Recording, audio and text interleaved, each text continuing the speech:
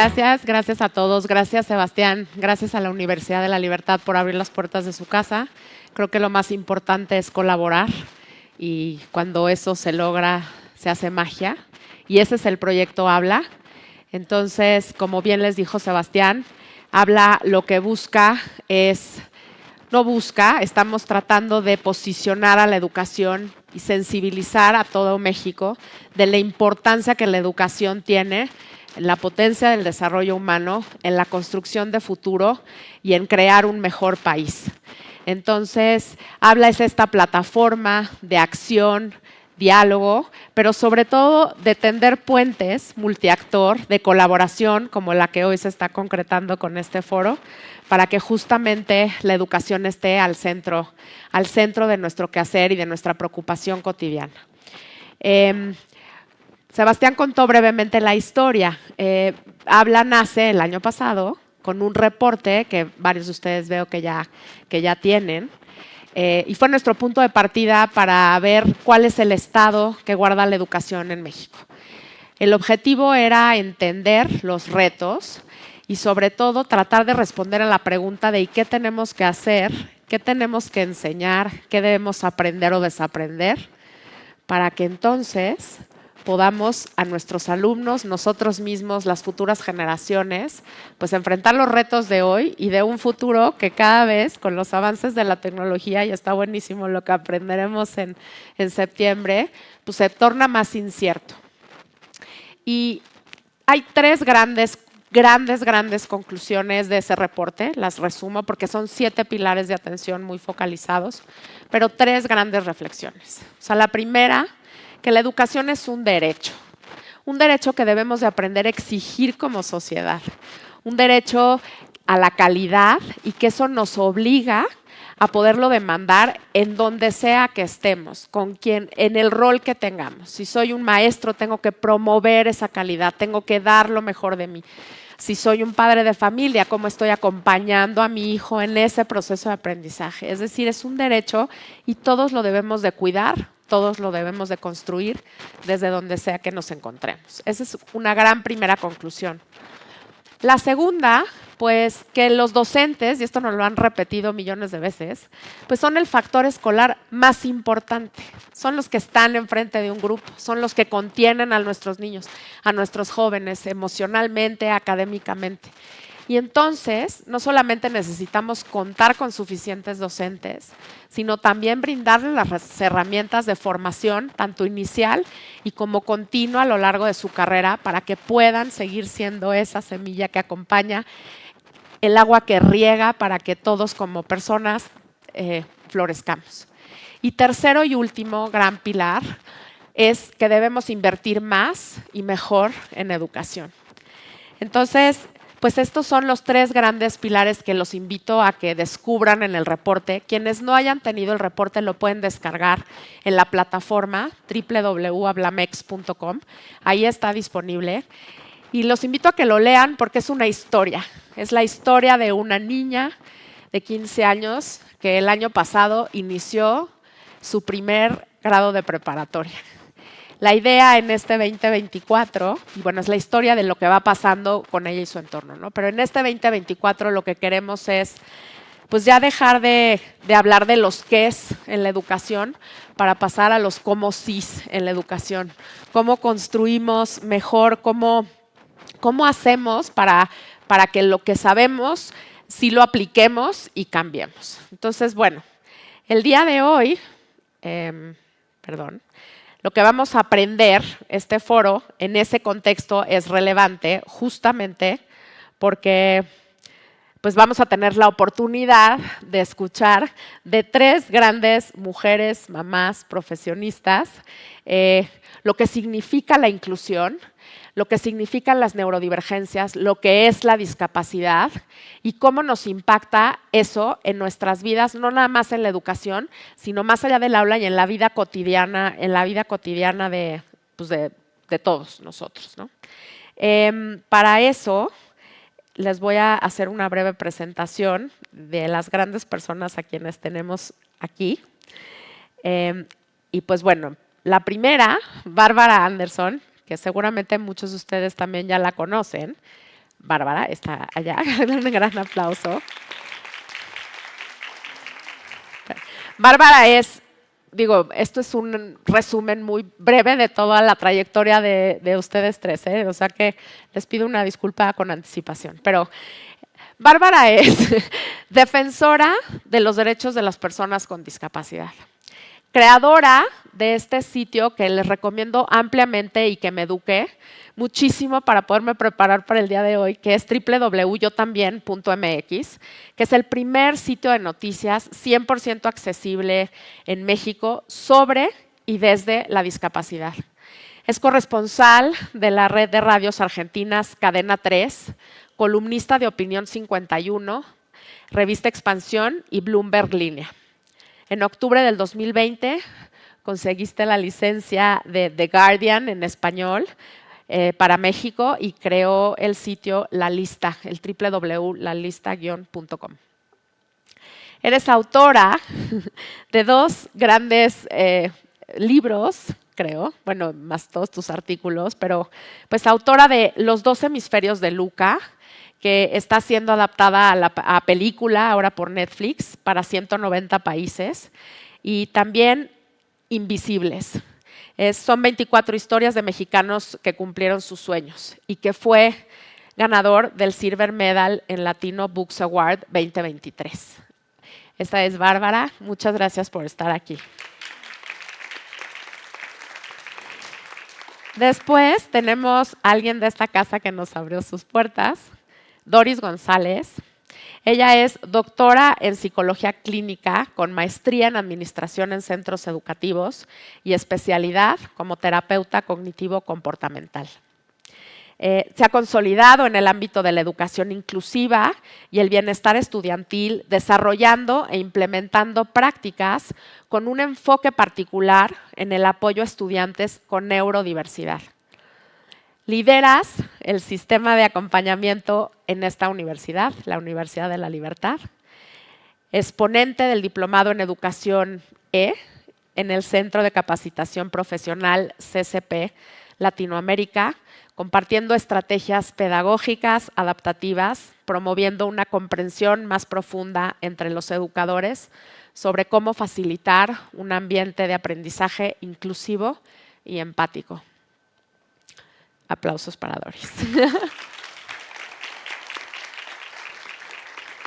Y pues bueno, por último y no menos importante, contamos con la doctora Lilian del Valle, que es doctora en Psicología Educativa por la Universidad Complutense de Madrid, y durante los últimos 18 años te has dedicado a trabajar con niñas y niños y jóvenes con altas capacidades, sus familias y maestros, desde la investigación, la atención directa, capacitación docente, acompañamiento familiar, desarrollo de programas educativos y docencia.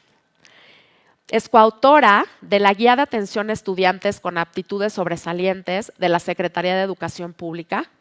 Ha sido docente y coordinadora pedagógica de programas de enriquecimiento extraescolar en México y España, trabajando con estudiantes con altas capacidades y doble excepcionalidad.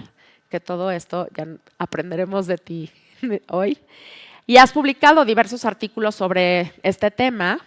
Eres responsable además de preescolar en el programa Adopte un Talento AC del Instituto de Ciencias Nucleares de la UNAM, así como fundadora de Psicopedagogía Sobresalientes. Muchísimas gracias, Lilian, por estar aquí.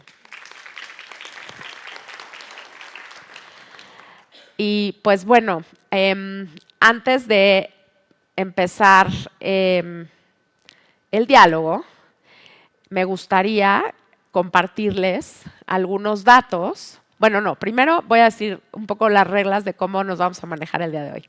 La conversación durará, es una conversación moderada, es un intercambio, es un diálogo entre todos con el fin de que todos los que estamos aquí aprendamos mucho de inclusión, de neurodivergencia y de cómo, y de discapacidad y de cómo es esa inclusión la que nos va a potenciar.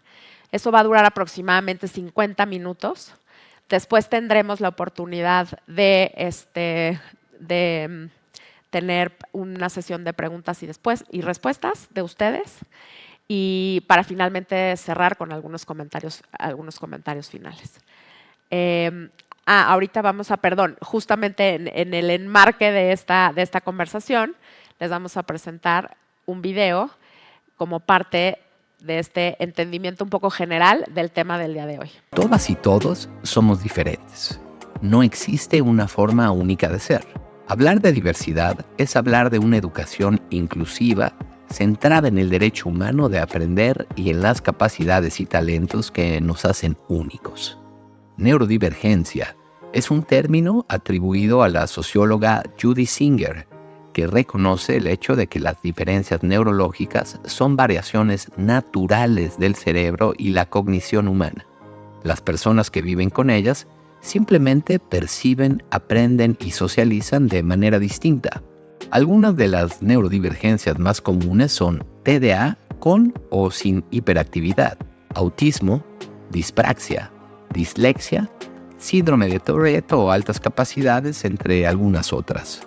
Las discapacidades son una condición de vida que se manifiestan de diversas formas. Según explica ¿Cómo se dice? Mi primer diccionario sobre discapacidad, hay personas que no pueden hacer ciertas cosas o a las que les cuesta más trabajo caminar, hablar, escuchar, ver, aprender, jugar, convivir y saber cómo se sienten los demás. El paradigma de la diversidad sugiere que las diferencias son normales y deben ser respetadas, comprendidas y apoyadas en lugar de ser vistas como trastornos o enfermedades. Es importante saber cómo dirigirnos a ellas. Por ejemplo, la forma correcta sería persona con autismo y no autista, o personas con discapacidad en vez de discapacitados. Porque primero, somos personas, pues somos mucho más que una característica física, intelectual o neurobiológica. Debemos apoyar y modificar los entornos de aprendizaje para que la educación sea de y para todas y todos. Los sistemas educativos deben tener apertura a la diversidad. El salón de clases debe ser un escenario que no limite, segregue o aparte. Como educadores, debemos procurar hacer ajustes en los espacios para tener escuelas accesibles. Usar el lenguaje apropiado porque las palabras importan. Adaptar los modelos de aprendizaje para los que no son verbales, para los que necesitan moverse mientras aprenden, para los que tienen retos de socialización, para los que no se rigen por las mismas normas sociales. Debemos documentarnos y buscar otras formas de enseñar y procurar generar experiencias educativas significativas e inclusivas. Debemos hablar, discutir y poner este tema sobre la mesa. Hablemos de diversidad, porque la diversidad es una oportunidad. Esto enmarca, y yo antes de cederles a ustedes la palabra, hice algunas investigaciones para que podamos, espero que estos datos que les voy a compartir nos puedan contribuir a dimensionar el tamaño de la oportunidad, porque creo que es eso, el tamaño de la oportunidad. Somos 8,000 millones de personas en el mundo y según unos datos del Banco Mundial, el 15% de la población, es decir, 1,000 millones de personas, sufren algún tipo de discapacidad. Y lo más grave es que como grupo tienen más probabilidades de experimentar resultados socioeconómicos que son adversos en comparación con las personas que no tienen ninguna discapacidad. En México, según el INEGI, somos casi 127 millones de mexicanos y contamos con un poco más de 20 millones de personas con discapacidad. Y digo contamos más o menos porque entiendo que ahí hay también un gran reto.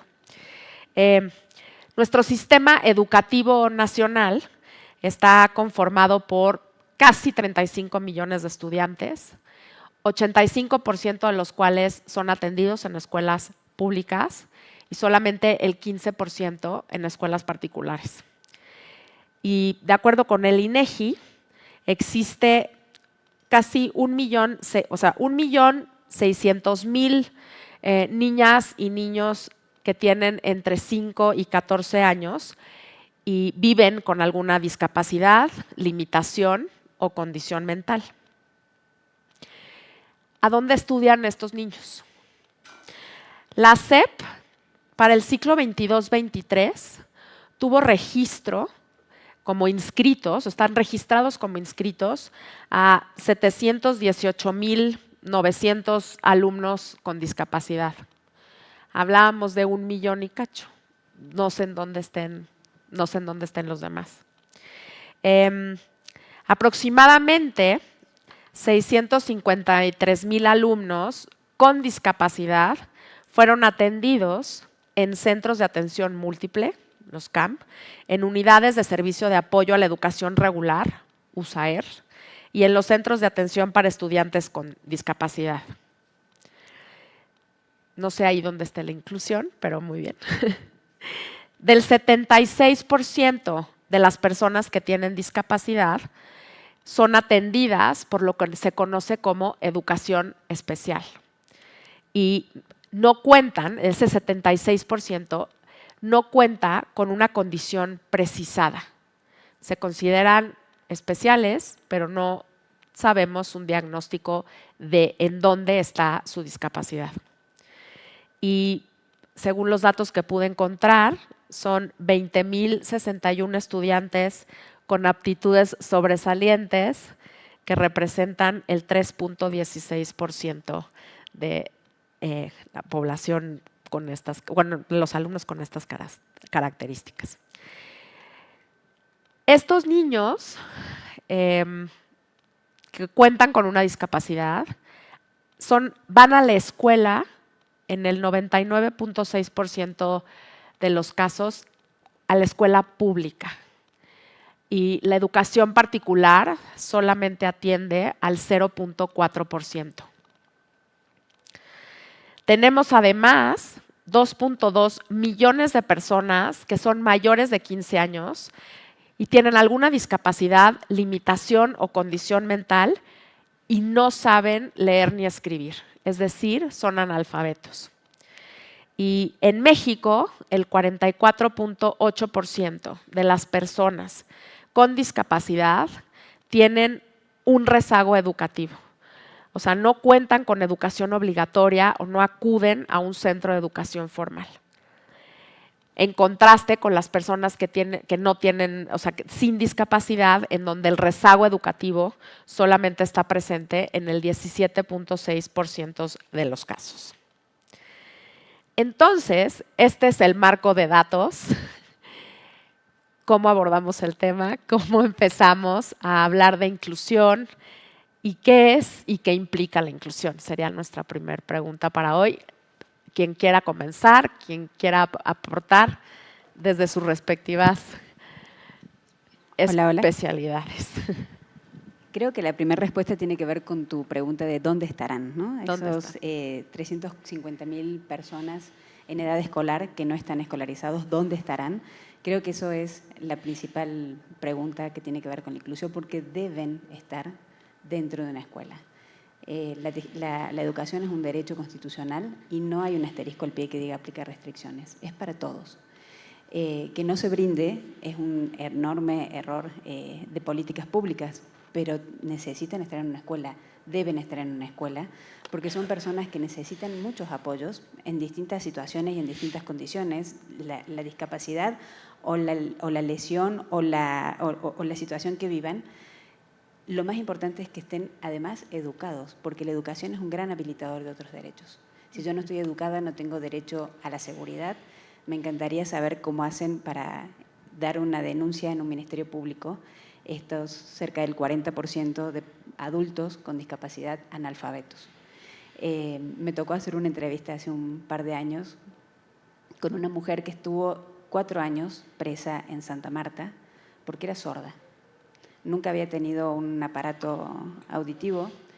Llegaron a hacer una redada en su colonia porque había narcomenudeo y ella la única palabra que sabía decir era sí. Nunca había aprendido otra palabra. Y cuando la policía le preguntó si alguien estaba involucrado en el caso, ella dijo sí.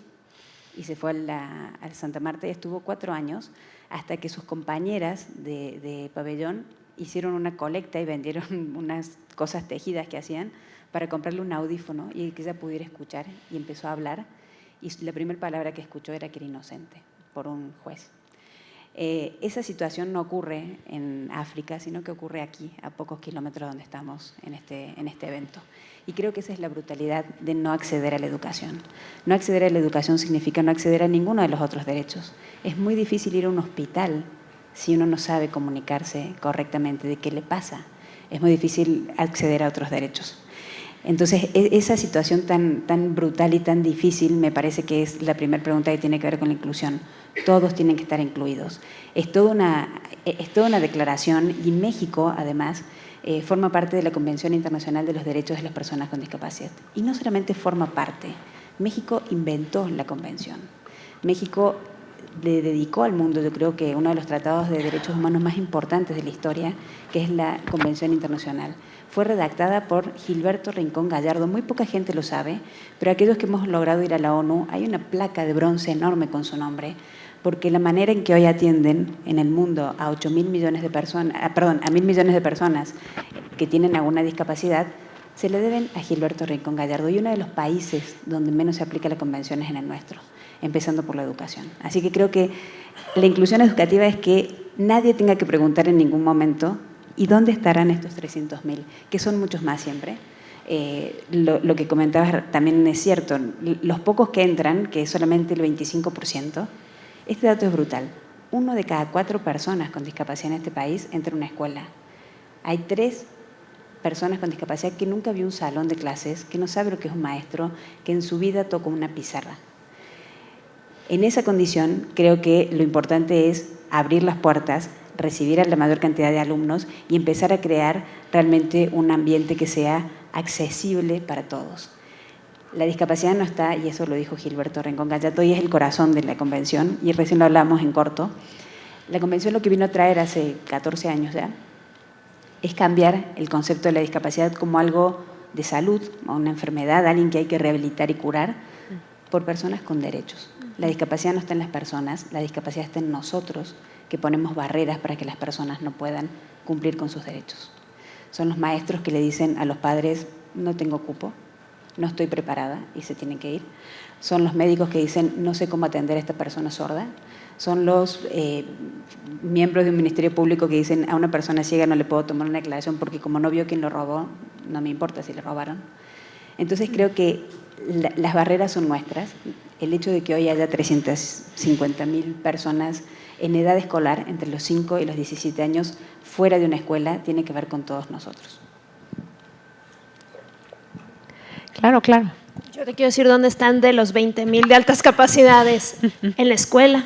O sea, muchos de ellos sí están en la escuela, pero estamos hablando que más o menos, dijiste, 35 millones en edad escolar y 10% de la población tiene altas capacidades. Es decir, que tendría que haber 3.5 millones de niños identificados con altas capacidades, pero no están identificados. Entonces, ¿podría ser que algunos estén dentro de la estadística de discapacidad?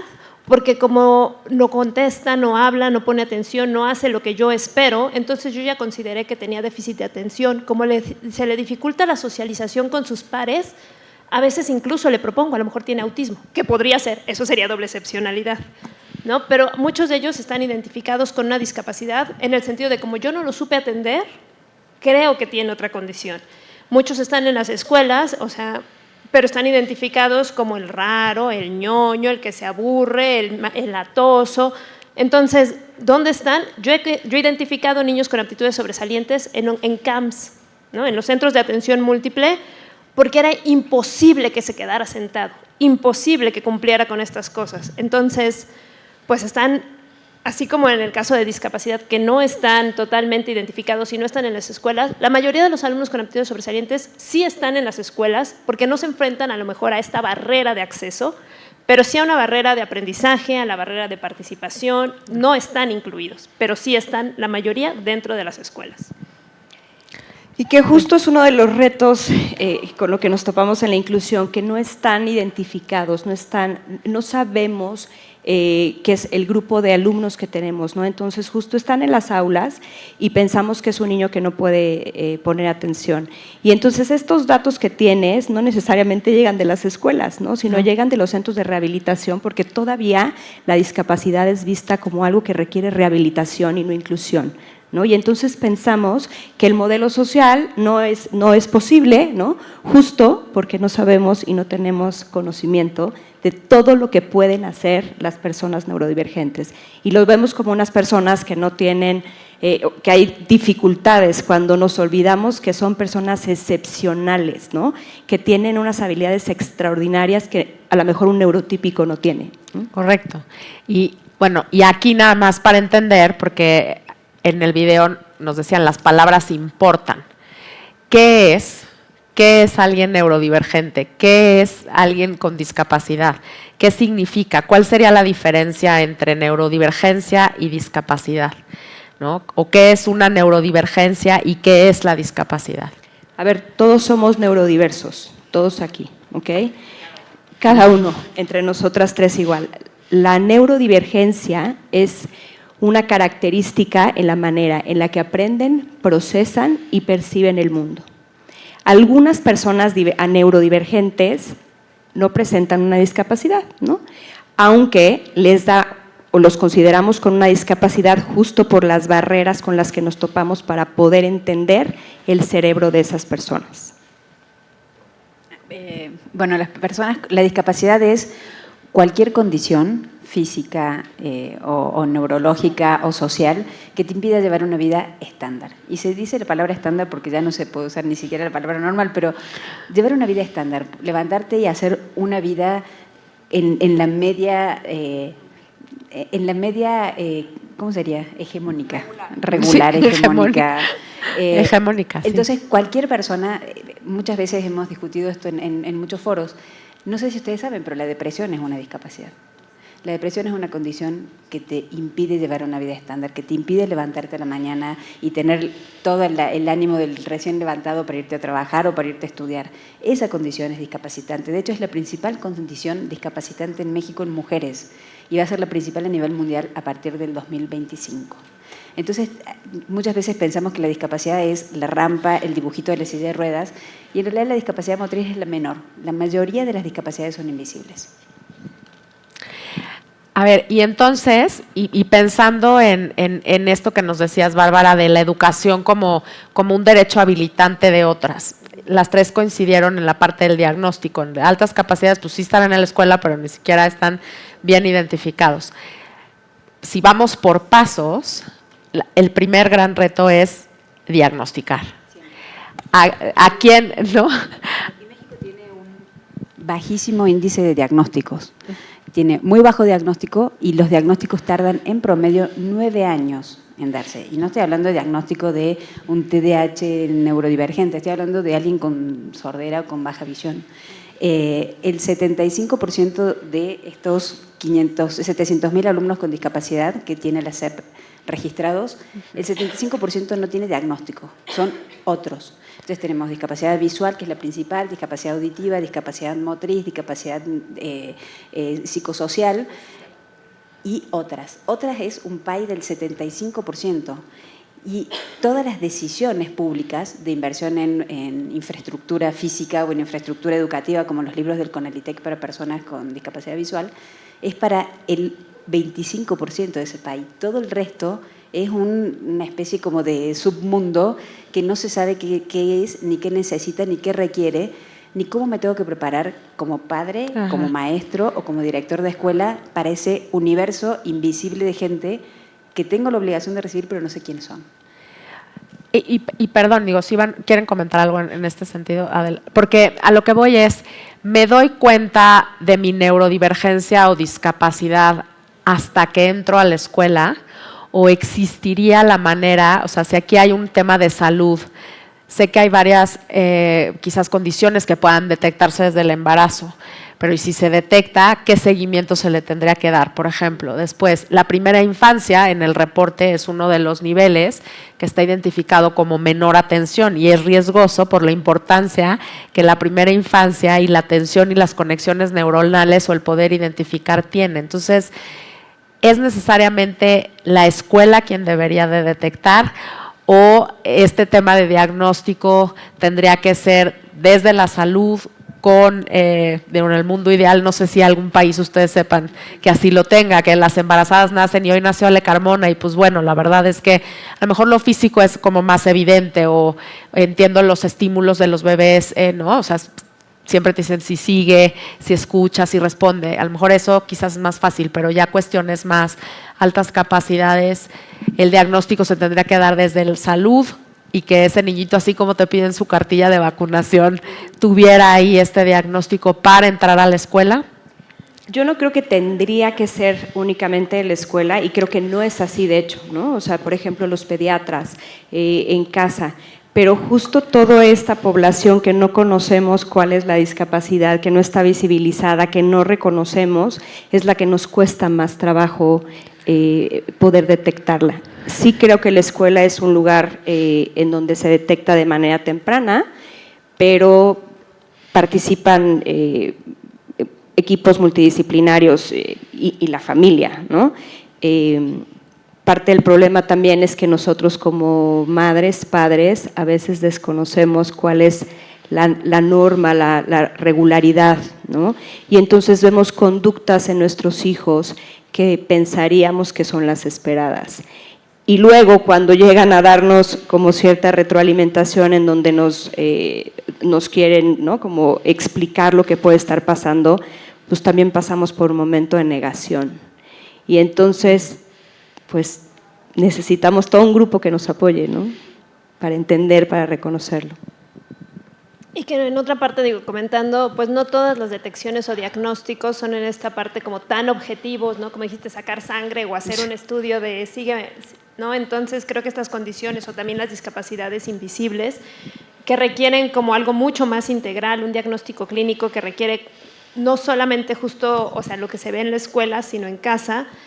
Y también muchas de estas situaciones, porque el punto un poco al hablar de inclusión es que seríamos, ¿no?, que nos valoremos como somos, diversos, valiosos. Entonces muchos niños tampoco se identifican lo que esta condición diferente en casa, pues porque en casa yo te valoro, te ayudo, te reconozco como eres, y entonces la dificultad la enfrentas hasta que vas a otro espacio, donde lo que tú eres o tu forma de ser o la forma en la que percibes la realidad ya no es bien vista, ¿no? Ya se vuelve incómoda, ya no nos gusta. Entonces ahí es donde, a lo mejor es donde dices, bueno, ¿qué está pasando? Y es cuando a lo mejor buscas ponerle un nombre a esta diferencia. Okay. Yo le voy a sumar un ingrediente más. Sí. Vivimos en un país donde no existe la inclusión, donde no sé si alguno de ustedes tiene, seguramente que sí, porque por estadísticas todos tenemos a alguien a un brazo de distancia con discapacidad, pero es muy complicado conseguir escuela en este país. Pública, privada, cercana, lejana, rural, que sea, es muy difícil en cualquier nivel. Recién decías que hay muy poca presencia en guarderías, pero en la universidad es el 1% solamente de personas con discapacidad llega a la universidad. Hay muchas personas que saben que sus hijos tienen una condición, una discapacidad, y la niegan para que los puedan recibir en la escuela. Cuando le hacen ¿cómo está? Perfecto, por favor que entre, porque ya han pasado por 5 o 6 escuelas donde no los reciben, donde han sufrido de discriminación, han sufrido de bullying, han sufrido de aislamiento por parte del equipo educativo. Entonces en la siguiente escuela prefiero no decir nada, que lo descubran después cuando ya esté adentro. Entonces eso también existe, no sé si les ha pasado a ustedes. Sí, muchísimo. Perdón, estaba anotando porque esto me parece muy, muy importante. Hablaban antes de inclusiones, bueno, derecho tenemos todos a la educación, entonces por lo tanto tendremos que estar en la escuela. Entonces no es nada más, ya órale, entren. ¿Qué se necesita? ¿Qué necesitamos para recibirlo? Digo, lo han medio señalado implícitamente, pero no es nada más abrirle la escuela, o sea, las puertas de la escuela a todos. ¿Qué necesitaría una escuela? Ya lo detecté, por salud del pediatra, ya yo soy mamá, tengo mi expediente, voy con mi cartilla de vacunación y con un apartado que me identifica a lo mejor algún reto que pueda tener o no. Y es en el contacto y en la socialización, que es ese espacio primero, que es la escuela o las guarderías, en donde dicen, híjole, pues sí lo recibimos, pero aquí hay algo. ¿Qué tendría que tener una escuela? ¿Qué se requiere en una escuela? Porque cómo es que aprenden o cuál es ese proceso de aprendizaje de niños y jóvenes, ya sea que son neurodivergentes o con una discapacidad. ¿Qué es lo que la escuela tendría que hacer para una vez teniéndolos verdaderamente Doris, tú a lo mejor aquí que eres la del acompañamiento puedes abordar. ¿Qué se tiene que hacer? A ver, el acceso es muy importante porque dices, ya lo aceptan, pero que lo acepten es toda, o sea, de verdad es que de las cosas más importantes. Una vez ya conocido y ya la persona adentro, sí personalizar, ¿no? Y entender las necesidades que va a requerir esa personita, ¿no? Capacitar al equipo no solamente en estrategias técnicas para poder apoyarlo y hacerle los ajustes razonables al currículo o los apoyos físicos que pueda requerir en el caso de una discapacidad, sino también capacitar al personal docente y al personal en general en un tema de actitud, porque lo que más nos topamos en las escuelas que no son inclusivas, que son muchísimas, es la actitud del docente, el miedo, el desconocimiento, ¿no? O el estar ya tan casados con la escuela tradicional que creer que cualquier situación, cualquier nueva estrategia que podamos incursionar en la escuela va a afectar negativamente en los otros y no van a permitir el aprendizaje de los demás, ¿no? Entonces, yo diría esta capacitación tanto de estrategias, tanto formativa como de actitudes y los accesos y sí, la estructura inclusive, ¿no? Para la discapacidad. Hay cuestiones de infraestructura física que requieren las escuelas, pero a veces son las menos importantes. A mí que me ha tocado hacer un rosario de visitas, así como a las 7 iglesias me tocaron 25 escuelas, lo más importante es el sentido común. Me ha tocado en un solo lugar que me preguntaran a mí qué necesita mi hijo. ¿Qué necesita su hijo para estudiar aquí? ¿Cómo hace para venir a la Universidad de la Libertad? ¿Está todo correcto? ¿Necesita rampa? ¿No necesita rampa? ¿Cómo se comunica? ¿Cómo lo podemos evaluar? ¿Cómo son sus horarios? ¿Cómo son sus requerimientos? Nunca me preguntaron eso. Siempre me preguntaban cuál condición tenía. Y parálisis cerebral es como cáncer. Son esas palabras brutales que la mayoría de las veces me dicen, lo siento mucho, y yo me parece una burrada del otro lado, pero en vez de decirme, lo siento mucho, parálisis cerebral, me encantaría que me dijeran qué necesita. La parálisis cerebral es como la neurodivergencia, todos son diferentes.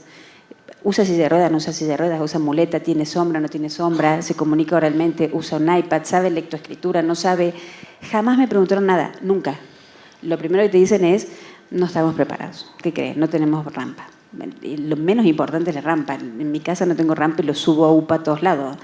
Lo más importante es el sentido común y lo más importante es esta actitud de saber que tengo la obligación de recibir a una persona, tengo la obligación de conocer a esa persona con y sin discapacidad, porque un poco lo comentábamos los otros días en una previa. Mi hijo va con una sombra al salón de clases. Es el único niño con discapacidad en 500 alumnos de la escuela. La sombra, que es una persona preparada para acompañar personas con discapacidad, ya detectó 12 chicos con discapacidad en la escuela. Sí. Perfectos, increíbles, fantásticos. Este tiene esto, este tiene... O sea, les hizo un escáner a cada uno, se lo comentó a los profesores y se levantó como cierta alerta en la escuela, porque verdaderamente nadie se había puesto, ningún maestro, ningún directivo, ningún funcionario de la escuela, a evaluar a cada chico, a hablar con cada uno de ellos, a hablar con los padres desde un lugar del conocimiento y de la inquietud real y no desde el castigo y del ¿por qué me trajeron a este TDA sin sus drogas y su Ritalin? O sea, si no tiene Ritalin no entra. Me encantaría conocer la historia de ese chico primero, cuáles son sus necesidades. A lo mejor no necesita nada más que alguien lo escuche. Y hay un punto que es muy importante, y esto es un poco más... Esto que estamos comentando ahora es como del soft ahora, pero hay una cuestión estructural mucho más importante. Hoy por hoy los magisterios no están preparando a profesores que reciban a personas con discapacidad. Te preparas como maestro especial para ir a trabajar en un USAER, un CAMA, estas escuelas especiales. Puedes tomar cursos de capacitación que en el 95% de los casos se los paga el maestro porque le interesa capacitarse y tener un poco más amplio su panorama. No los pagan las escuelas, nunca.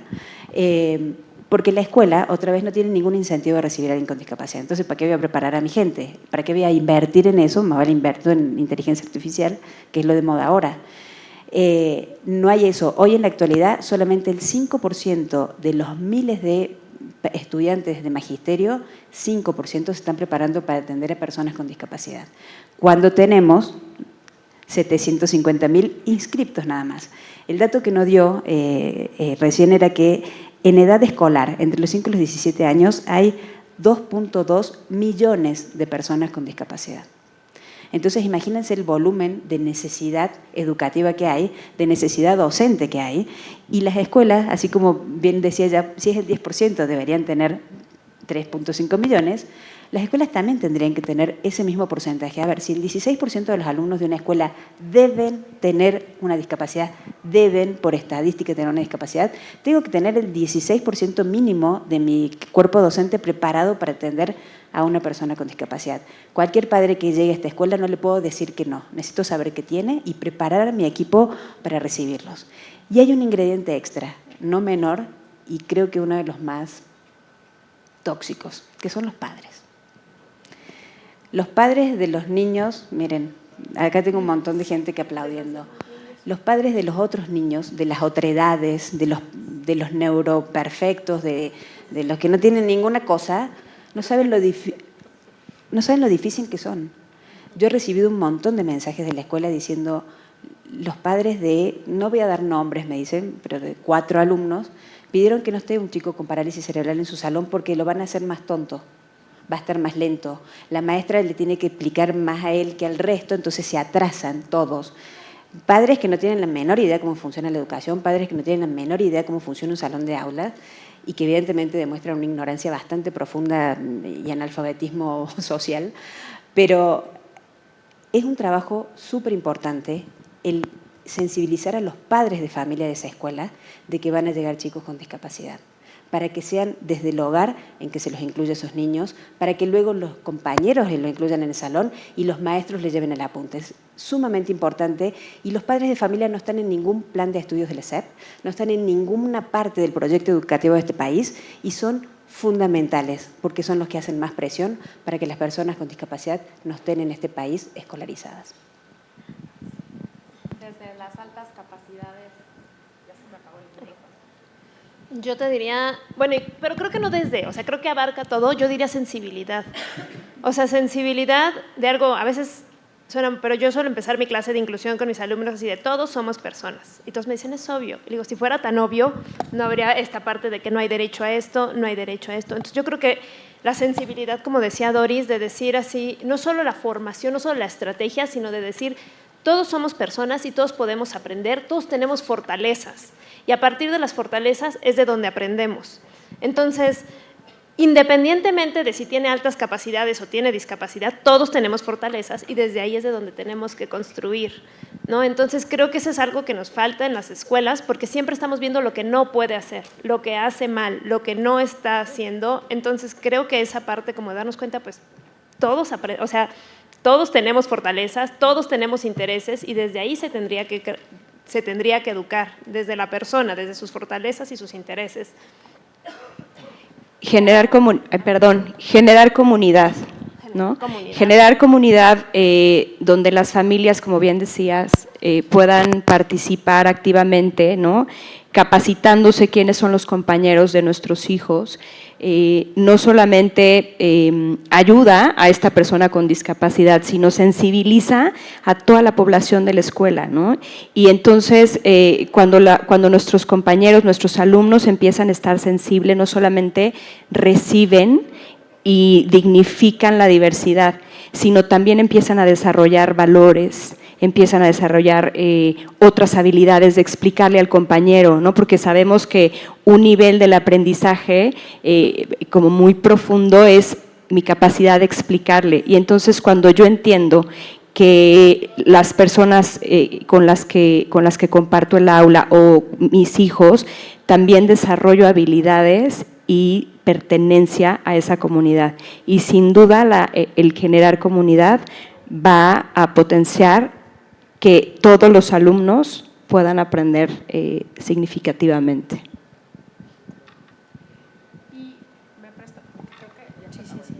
Perdón, pero el año pasado en el Summit, uno de los principales ponentes o sea, que es historiador, tiene una frase que dice: la historia que crees moldea la sociedad que creas. Y ¿cómo es que llegamos a donde estamos hoy en inclusión y en cómo abordamos la discapacidad? Y más si el autor de la convención es mexicano. O sea, ¿qué pasa o qué hay en la historia?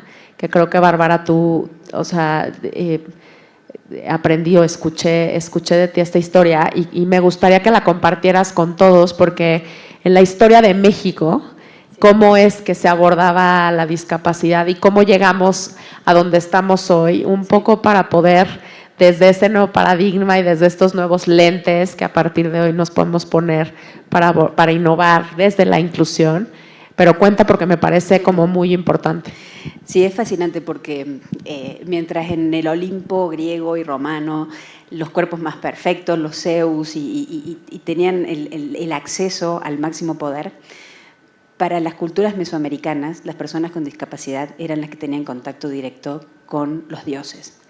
Huehuetóquetl, que era un dios, hay un pueblo por acá cerca que se llama Huehuetoca, era el dios del fuego.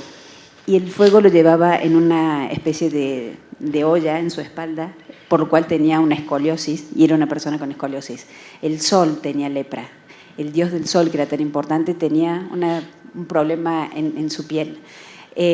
La mayoría de las guerras y de las batallas que se hacían en toda la región mesoamericana siempre llevaban en su equipo a personas con discapacidad, porque les iban a garantizar el éxito de una batalla, porque eran personas que estaban iluminadas y que tenían un mayor acceso a los grandes círculos del poder de los dioses. En Teotihuacán había un espacio súper importante para protección, cuidado y desarrollo humano de personas con discapacidad. Fue una de las cosas que más les llamó la atención a los conquistadores, decir, ¿por qué esta gente cucha le prestan tanta atención? ¿Por qué una persona con discapacidad visual tiene un trabajo? ¿Cómo que va a trabajar si es un castigo, ¿no? Toda la influencia religiosa española hablaba de las discapacidades como un castigo. Era un castigo a los padres, era un castigo a esa persona que había nacido con una condición, razón por la cual tenía que estar encerrados en un cotolengo o en un hospicio, razón por la cual, para poder mantenerse, los sentaban fuera de la iglesia a pedir limosna en la puerta. Y ese mismo concepto se viene a México y empieza a generarse muchísimo pudor, muchísimo miedo y muchísimo también desconocimiento de lo que es la discapacidad. Algo que, diría un expresidente mexicano, se volvió cultural y se volvió cultural hasta nuestros días. Hoy por hoy recién estamos empezando a ver más personas con discapacidad en la vida diaria. Hay muy poca gente con discapacidad que está trabajando, y la razón fundamental es porque no están pudiendo ni entrar al kindergarten ni a la primaria, entonces es muy difícil que consigan trabajo. Y hay una última cosa que me encantaría poner sobre la mesa, y acaba de ocurrir la semana pasada. The Lancet, esta revista de ciencia, publicó un informe a nivel global sobre por qué la gente con discapacidad se muere antes. Hicieron todo un estudio, dijeron qué pasa con la gente con discapacidad. La discapacidad no es una enfermedad, porque la gente con discapacidad se muere 12 años en promedio antes de alguien sin discapacidad. Y llegaron a la conclusión de que tenía que ver con la educación. La falta de educación era lo que generaba menor esperanza de vida en las personas con discapacidad. Por eso es tan importante la charla de hoy, porque la educación es el gran detonador, no solamente para desarrollar las capacidades, para ser socialmente activo, sino para tener 12 años más de vida cada una de estas personas. Gracias. A mí me parecía muy interesante esa historia, porque entonces la siguiente pregunta es: ¿cómo le hacemos para cambiar esta cultura? ¿Cómo innovamos a través de la educación, en la formación? No nada más digo de los docentes, que no sé si es que ya haya y perdón por ser muy tradicional, pero un currículum o unos pasos que tienen que seguir los que son el 5% de docentes en formación que está en educación especial, pero ¿cómo le hacemos para cambiar ese paradigma? ¿En dónde se forma un papá? ¿A quién acude un papá que quiere saber más, que quiere entender los docentes en el currículum, las escuelas particulares que no atienden nada y que quizá, digo, es penoso porque podemos entender, hablaba yo de gastar más y mejor en educación como uno de los pilares en general, de educación en todo. Y a veces quizás el funcionamiento y el financiamiento desde el lado privado puede destinar mejores recursos para esos lados, ¿no? Becas quizás pueda ser una de las soluciones, pero ¿cómo innovamos? ¿Cómo innovar a través de la educación en la formación justamente de los papás, de las mamás, de los cuidadores primarios, más allá de los docentes? Hay una cosa que también es cultural, volviendo a… Ya ahora se ha convertido en un referente este expresidente, pero hay algo que ocurre en México que se llama el no pasa nadismo. No sé si lo conocen.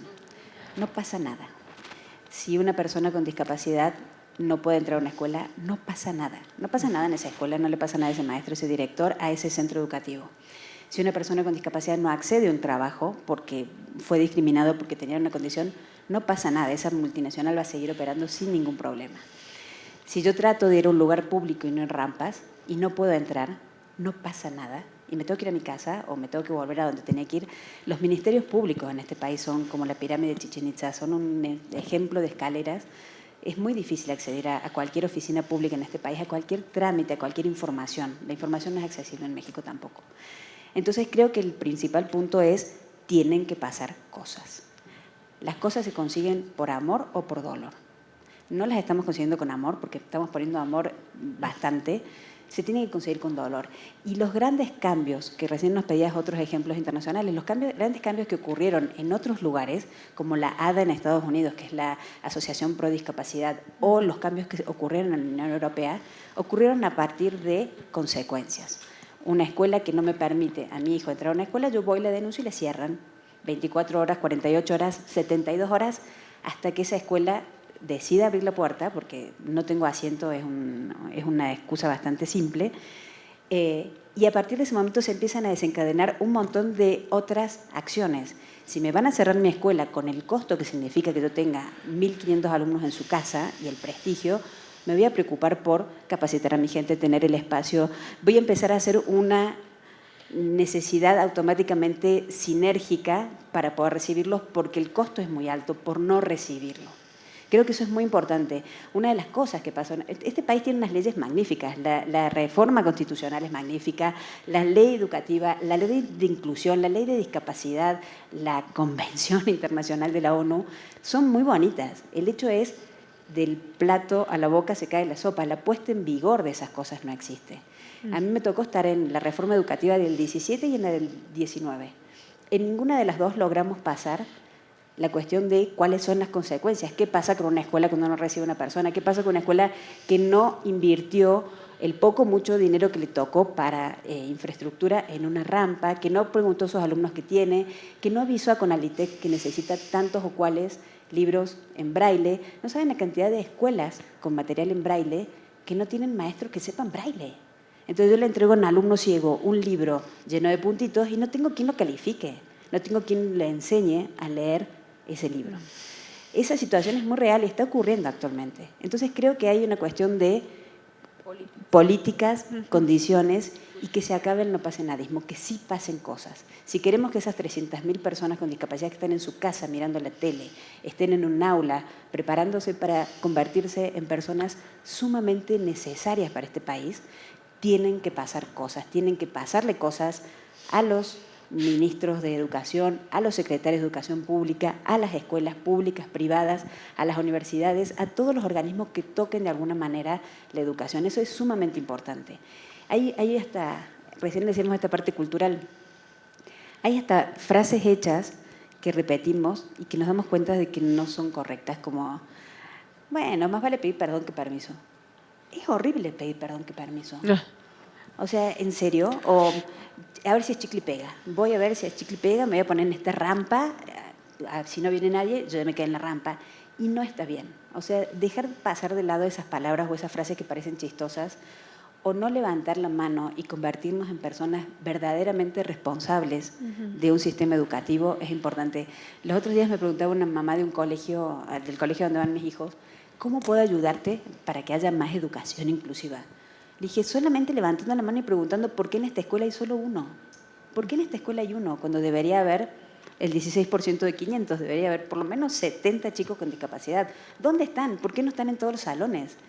¿Por qué en tu empresa no hay gente con discapacidad trabajando? ¿Por qué volvernos permanentemente personas detectando esos errores del sistema educativo? Porque todos son importantes. Yo siempre digo que qué suerte que a Stephen Hawking se le cayó el ombligo en Londres, porque nos hubiéramos perdido un montón de información sobre física.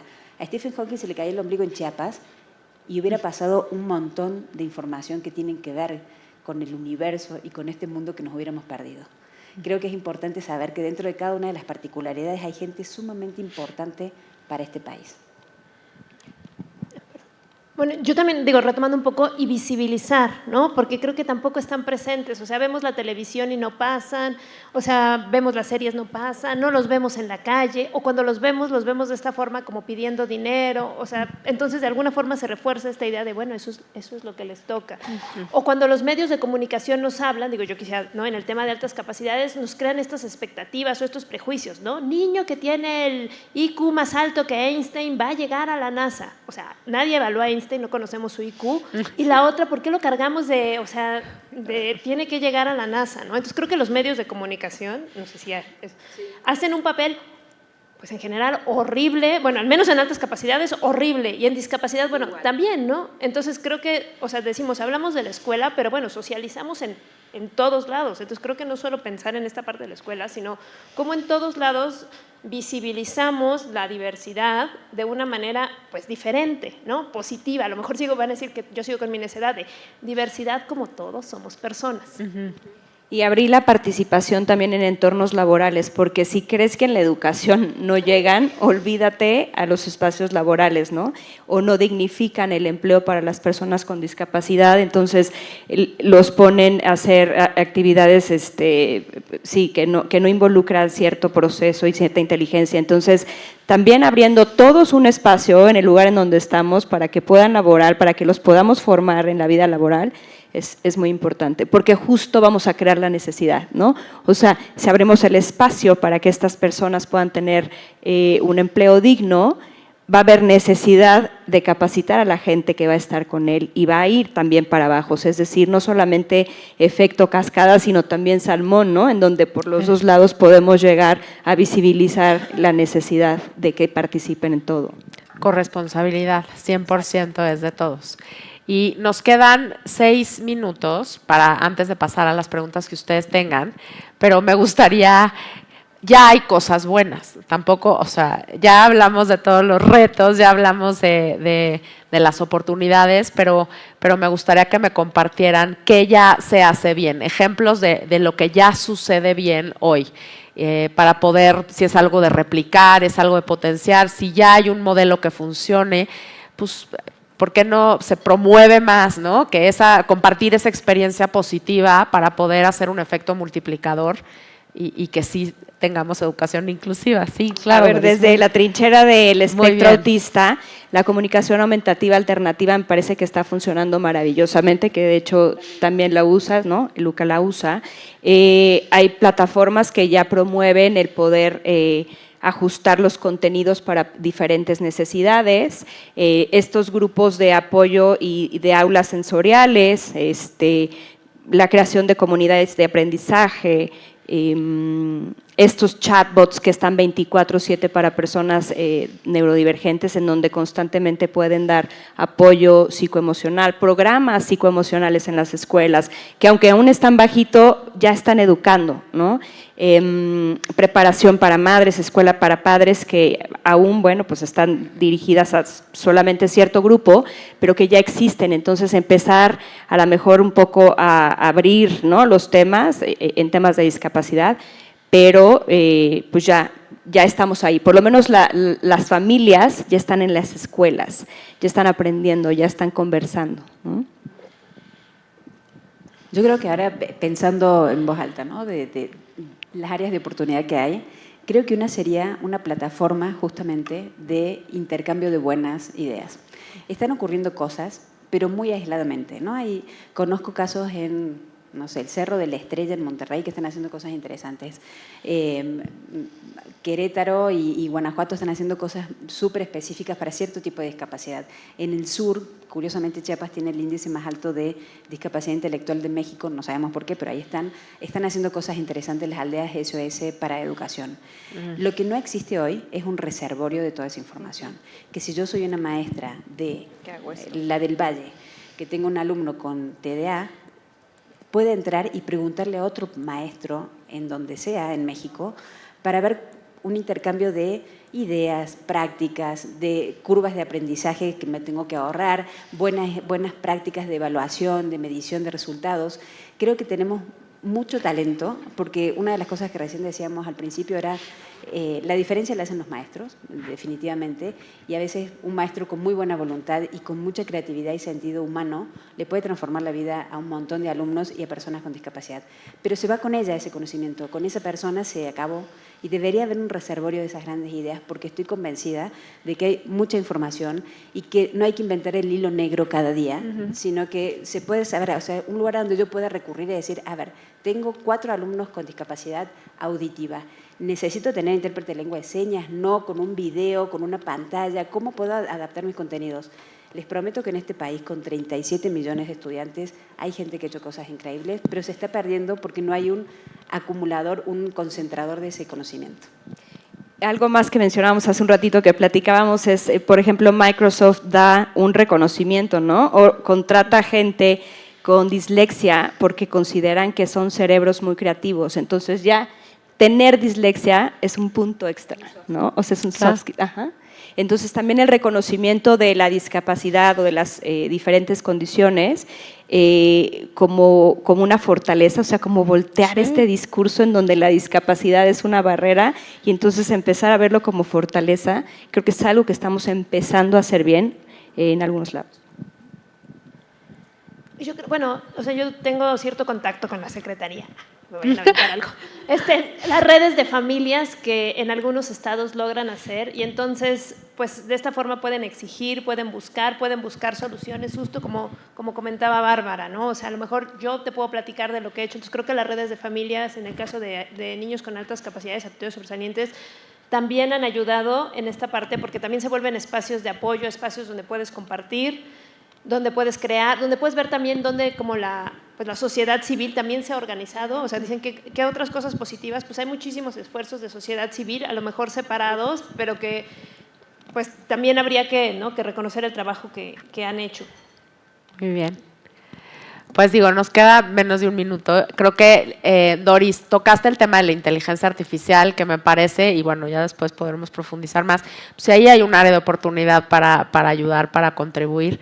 Y pues bueno, antes de pasar a conclusiones, yo pues abrir las preguntas de la gente que nos acompaña el día de hoy. ¿Alguna duda, algo que nos haya faltado?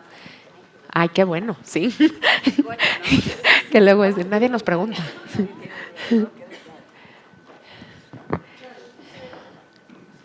Muy bien, Amada. Además es mi gran amiga Amada y es la que me presentó con tu diccionario. Así que, Bárbara, sí. Hola, sí, soy Amada Bracho, gran amiga de Ale, súper fan de Habla. Yo trabajo en una fundación que se llama Brincando por Ti y lo que hacemos es fomentar conciencia social en los niños. Y a mí tengo 2 preguntas para ustedes en temas de innovación educativa. La primera, más allá de innovación educativa a través de inteligencia artificial y demás, mi tema es innovación educativa desde los niños. Es decir, ¿hay alguna estadística con respecto a el impacto profundo que tiene en la comunidad que exista esta inclusión en el aula? Me parece que faltó platicar un poquito más de eso porque hablamos de los papás que son un problema, pero me parece importante, y digo, tomé notas aquí de las 3, ¿no? O sea, decía Doris, ¿no? El tema de las personas con discapacidad son diversas y valiosas, ¿no? La actitud de los docentes, pero me parece fundamental el impacto que causa. Y eso me lleva a mi segunda pregunta, ¿no? Ya sé que las cuotas son nefastas, ¿no? Las cuotas de género, pero sí nos hemos dado cuenta que las cuotas ayudan para llegar a estos niveles que necesitamos. ¿Cuál es el ejemplo? ¿Qué estamos haciendo desde el tema de cuotas laborales para inclusión en el trabajo de personas con discapacidad o neurodivergentes? pero va a ser muy importante porque eso va a necesitar gente que esté, o sea, que estén capacitados, que estén en acceso a la educación, para que se pueda cumplir con estas cuotas, porque si no, no van a llegar a estas cuotas. Y también se ha visto los efectos sorprendentes, ¿no?, en las empresas en donde se incluyen personas con discapacidad, con neurodivergentes, pero si no tienen educación, volvemos a lo mismo. Ya sé que estamos dando vueltas, pero me parece que también las cuotas ayudan, ¿no?, para que desde las empresas se empiece a apoyar, ¿no?, a que más inclusión y demás, ¿no? Entonces, bueno, 2 temas con respecto a, y tú lo has visto mucho seguramente, Bárbara, pero para mí es fundamental el tema de hablar más del impacto que hay en los niños, ¿no? Justo me pasó este fin de semana. Me llamaron de la escuela para decirme de que unos compañeros de Luca, mi hijo Luca tiene parálisis cerebral, tiene 12 años, va a quinto de primaria, habían hecho un proyecto para él en el Papalote, si lo podía ir a ver. Entonces era un evento donde había gente de todo el país presentando proyectos que tenían que ver con ecología. Dije, ¿qué tendría que ver la ecología con la discapacidad? El caso es que eran 3 compañeros del salón de Luca que habían desarrollado con PET, cortando botellas, hacían como unos hilitos para hacer impresión 3D. Sí. Y lo que habían impreso eran aditamentos para que Luca pudiera escribir. Era literal como una especie de, ¿cómo diré? Como una pulsera que él metía la mano y estaba el lápiz. Entonces solamente movía la pulsera en este movimiento y podía escribir.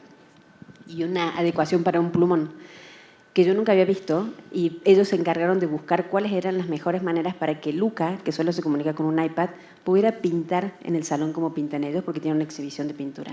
Y me pareció una cosa increíble. Y dije, ¿en qué momento se les ocurrió? Es que nosotros estamos todo el día con Luca, y como estamos todo el día con Luca, sabemos lo que Luca necesita. Y ahí me di cuenta de algo que es fundamental.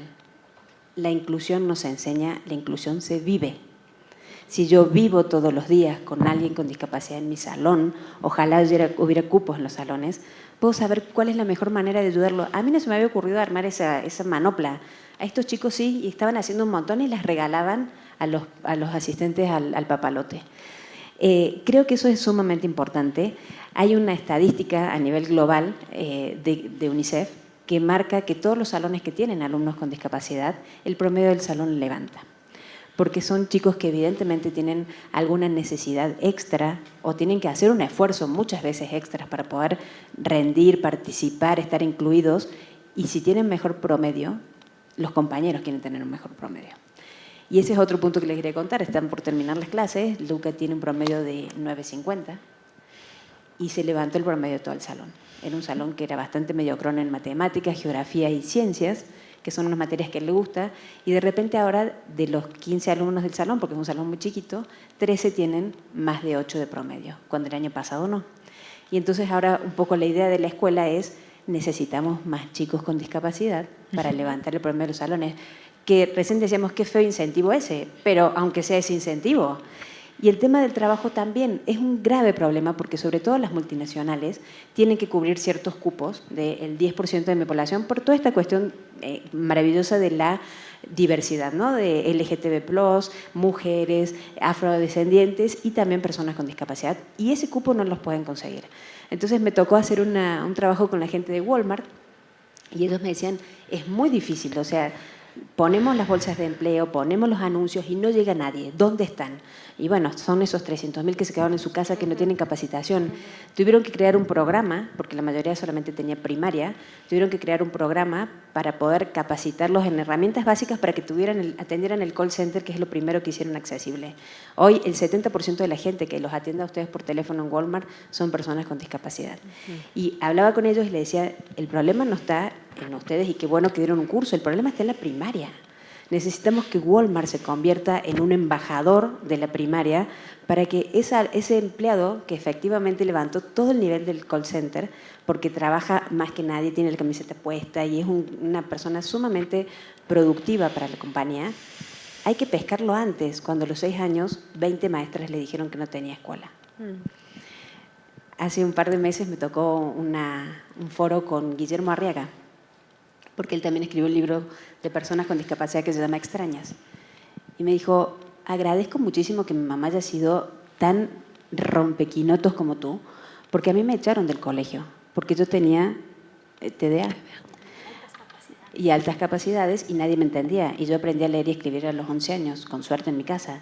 Y entonces el maestro le dijo, su hijo jamás en la vida va a escribir. O sea, mándelo a hacer un oficio, mándelo a hacer panadería o carpintería, porque era alto, para hacer estructuras y no sé qué, pero no escribir porque no es lo suyo. Es el premio Alfaguara mexicano, sus obras están traducidas a 45 idiomas, estuvo nominado al Oscar por mejor guión de película, pero esa mamá tuvo que pasar, me decía Guillermo que su mamá pasó por 10 maestras diferentes en distintas partes de la ciudad, hasta que lo dejaron descansar en su casa durante un año sabático para volver a ingresar. Guillermo Arriaga mide 2 metros de altura, adora el básquet. Y le decían, es un tonto que no entiende ni siquiera cómo se miden los tantos en un partido de básquet. Entonces su profesor lo dejaba al sol durante 2 o 3 horas, razón por la cual se deshidrató en varias oportunidades, lo tuvieron que ir a buscar a la escuela.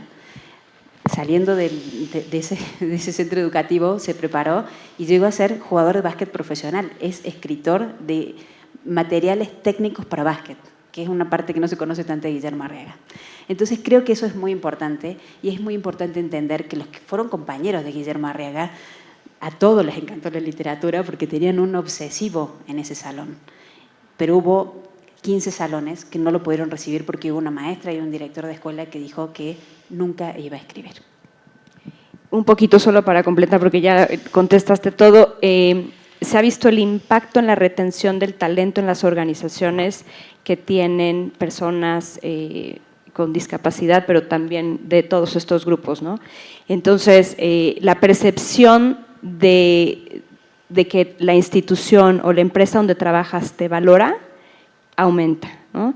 El vivir con los valores. El alumnado también empieza a darse cuenta que pueden aprender de otras maneras. Yo también le preguntaba a mi hija Isabela el otro día, quería ver si había una plataforma que pudiera ayudarme con cierto paciente. Y entonces me recomendó una, ¿no? Y me dijo, mira, el profesor de matemáticas lo pone y desde tal hasta tal, y yo, como que todos podemos participar y entender el mismo ejercicio, pero llegamos a diferente profundidad. Entonces, el que ella pueda ver que la diversidad del grupo, ¿no?, le da herramientas para aprender también y que todos pueden aprender, creo que también es una gran ganancia. Hola, una pregunta por acá. Bueno, son 2, pero antes que eso felicitarlas porque el tema de cambiar nuestra actitud, de hacer visibles todos estos temas, más que nada a las personas, y sensibilizarnos como sociedad es algo que no hacemos todos los días. Entonces, primero que nada, eso está perfecto y muy bien.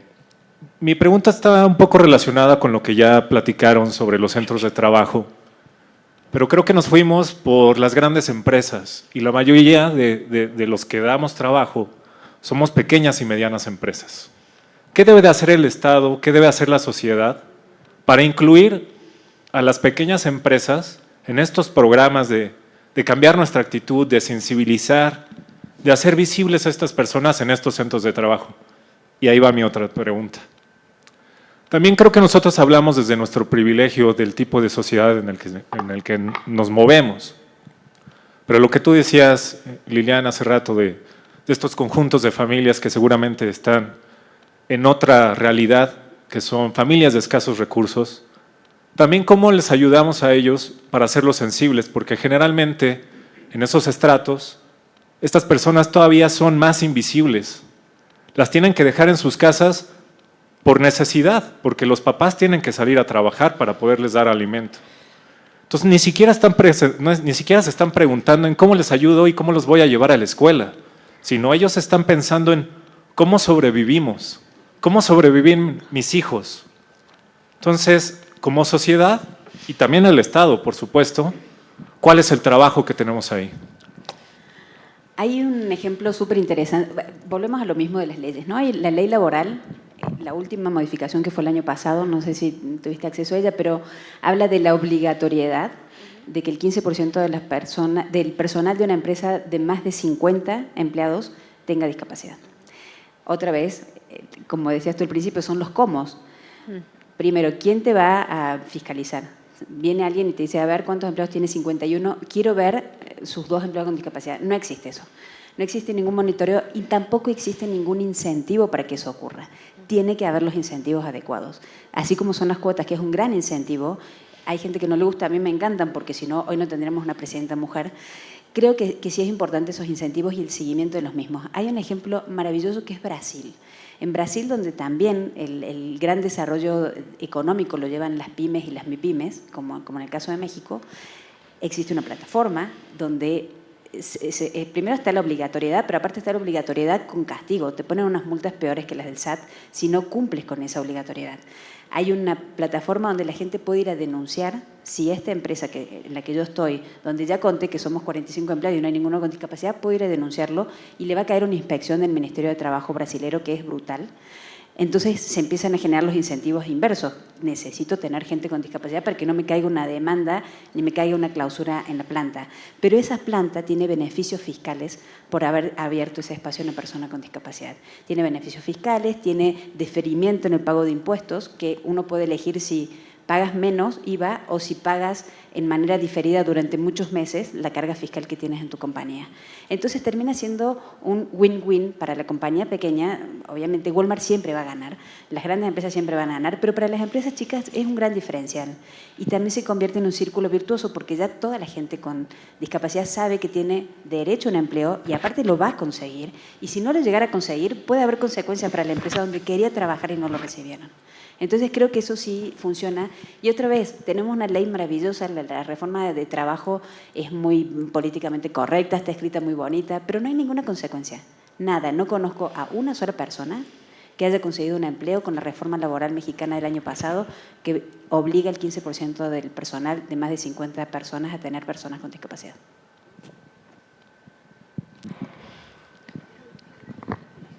Hola, ¿qué tal? Buenas tardes ya.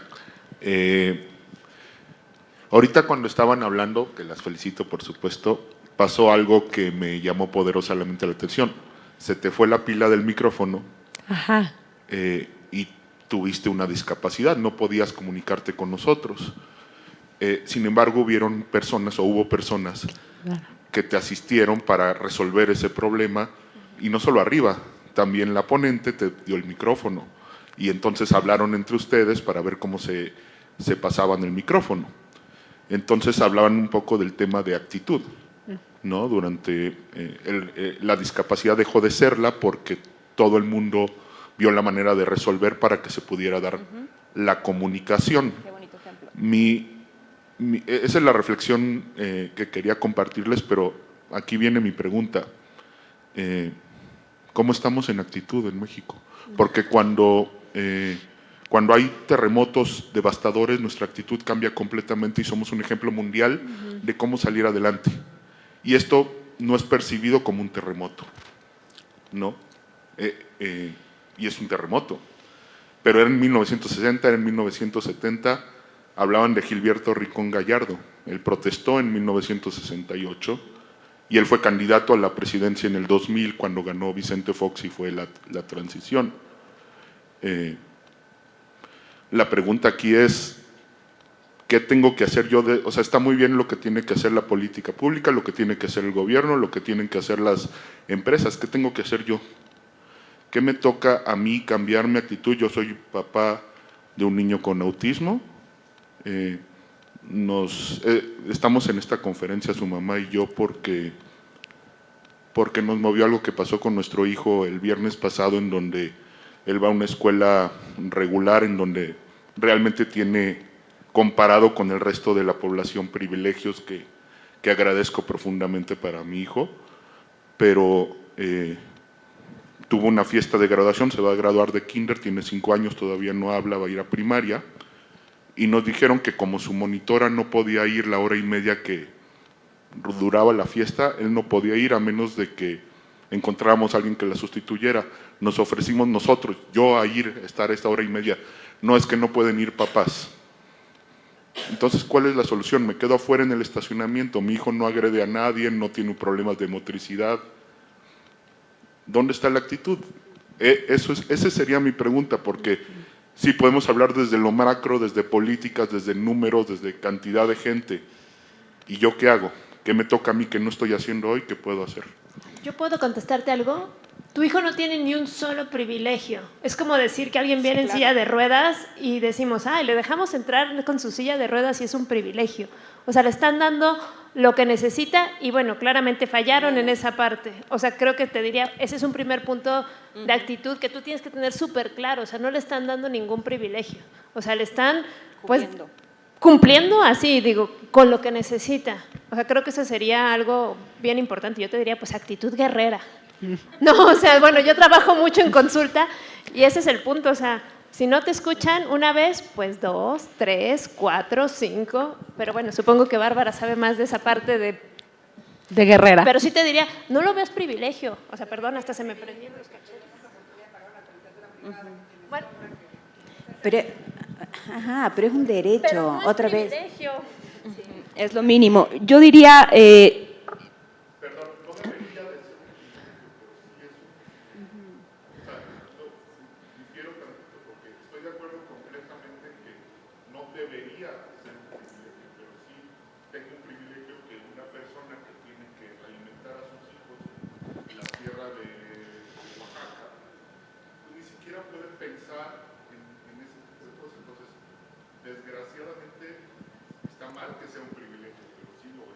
Pero es la falta de derecho, porque decir, bueno, hay gente que no puede comer, yo tengo el privilegio de comer. No, porque seguimos viéndolo como privilegio. No, creo que esa es la parte como bien importante, o sea, no sentir que es privilegio, es un derecho y hay personas a las que les estamos negando el derecho, no el privilegio. No, está perfecto. Yo digo, ¿qué pasa con las actitudes? Tú lo vives todos los días. Yo también soy mamá de un niño con discapacidad y lo vivo todos los días en todo, en la escuela, en la calle, en la banqueta, en el servicio público, en lo que me digas, en el trámite, en el hospital, en el pediatra, lo que sea me pasa. Y lo que he aprendido, y a lo mejor porque me volví una enojona compulsiva constitucionaria, pero es nunca quedarme callada, de verdad. O sea, lo que les pasó a ustedes, a mí también me pasó. Me pasó hace 3 años, donde Luca tenía que estar con su equipo bailando en el acto de fin de año, y como todos cantaban, y él no puede cantar, lo pasaron al equipo donde estaba su hermano, que era 3 años más abajo, eran de preescolar y hacían una tontera ahí. Y él quería subir con sus compañeros. Entonces la maestra me dijo, no sabes la sorpresa que te tenemos. Esto, quiero llorar. Bruno lo va a llevar a Luca, van a estar juntos en kinder. Y yo, ¿cómo en kinder? Pero si Luca va a otro salón. Pero bueno, como en kinder nadie habla, se va a sentir súper cómodo. Y lo hacemos por su comodidad, por él, para que él no se sienta menos. Entonces le dije, lo acaban de convertir en un chico de sótano, ustedes lo volvieron menos. Los compañeros de Luca no, querían bailar con él también, ustedes lo hicieron. Es una cuestión de actitud y lamento, desafortunadamente, que tengamos que andar por la vida, ustedes y nosotros, evangelizando, y a chingadazos, porque es así, pero lo tenemos que decir todo el tiempo, no hay que quedarse callado y hay que sumar a más gente en eso, porque hay que sumar a los compañeros de tu hijo, de por qué no estaba. ¿En serio que necesita tener un monitor 1 hora y media para un acto de kindergarten? ¿En serio? ¿En serio que esa es la razón por la cual no? ¿Y el resto de los compañeros qué? Entonces sí es muy importante eso. Nos tenemos que quejar porque la actitud negativa es la más importante de todas. La gente es invisible porque la gente no quiere ver, no se quiere involucrar. A mí no me tocó, lamento por ustedes que tienen un hijo rarito, yo por suerte no, entonces ¿para qué me voy a involucrar con ustedes? Esa es la parte donde está la actitud. Y déjenme decirles algo que también es como estos mitos urbanos. En Chiapas, en Guerrero, en Oaxaca, tienen los menores índices de violencia y bullying a personas con discapacidad en este país. Los menores. El menor de todos es Chiapas, donde tiene los índices más altos de discapacidad intelectual. El mayor bullying en este país ocurre en Querétaro, en Monterrey, en la Ciudad de México y en Guadalajara. En esas grandes ciudades llenas de privilegios, con escuelas privadas, con muchísimo acceso, ocurren los peores actos de falta de empatía. Porque es eso, básicamente, es no ponerme en tus zapatos un minuto y ver cómo estás sintiendo y verte la cara de angustia en ese momento diciéndole a la maestra, ¿por qué no puedo ir? ¿Tengo algún problema para no poder entrar? Es una injusticia, de verdad. Y tenemos que luchar contra las injusticias porque nadie más que las personas que lo viven lo pueden luchar. Todos los cambios que yo les he contado en Brasil, del trabajo, o en Italia, de las escuelas, ocurrieron a través de grupos de padres.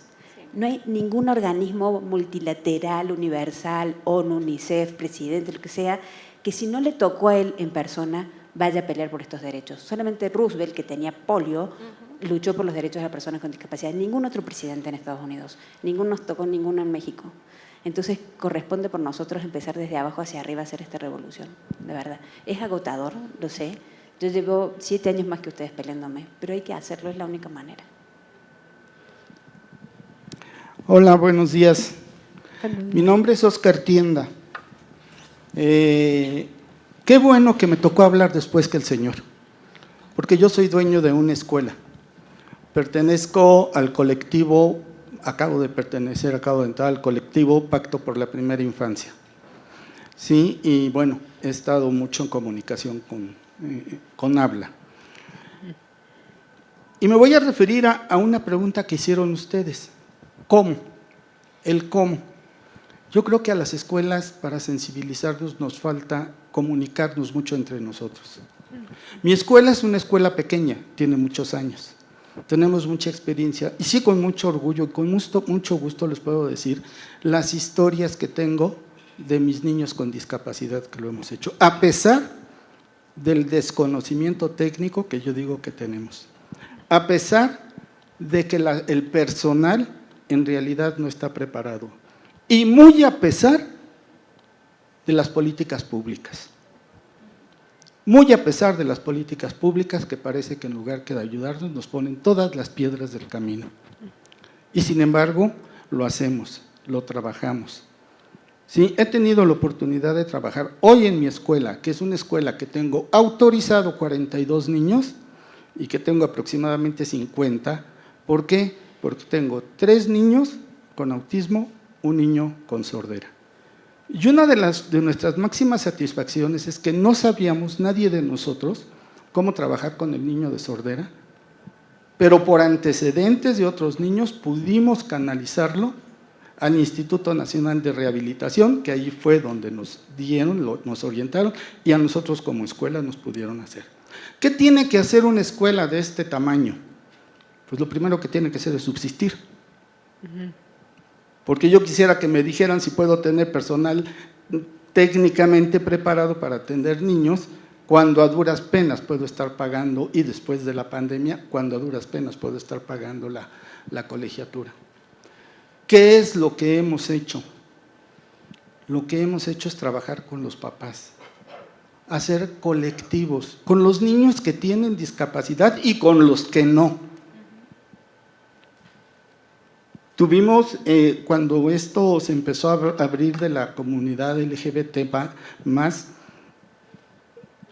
nosotros, yo de pronto, como dueño de la escuela, hablé con mi equipo de trabajo y les dije, tenemos que estar preparados para que el día que nos llegue uno o niños con 2 papás, con 2 mamás, sepamos qué hacer, cómo trabajar y sobre todo poniendo el niño al centro y que no incidiera la sociedad con esta mitificación.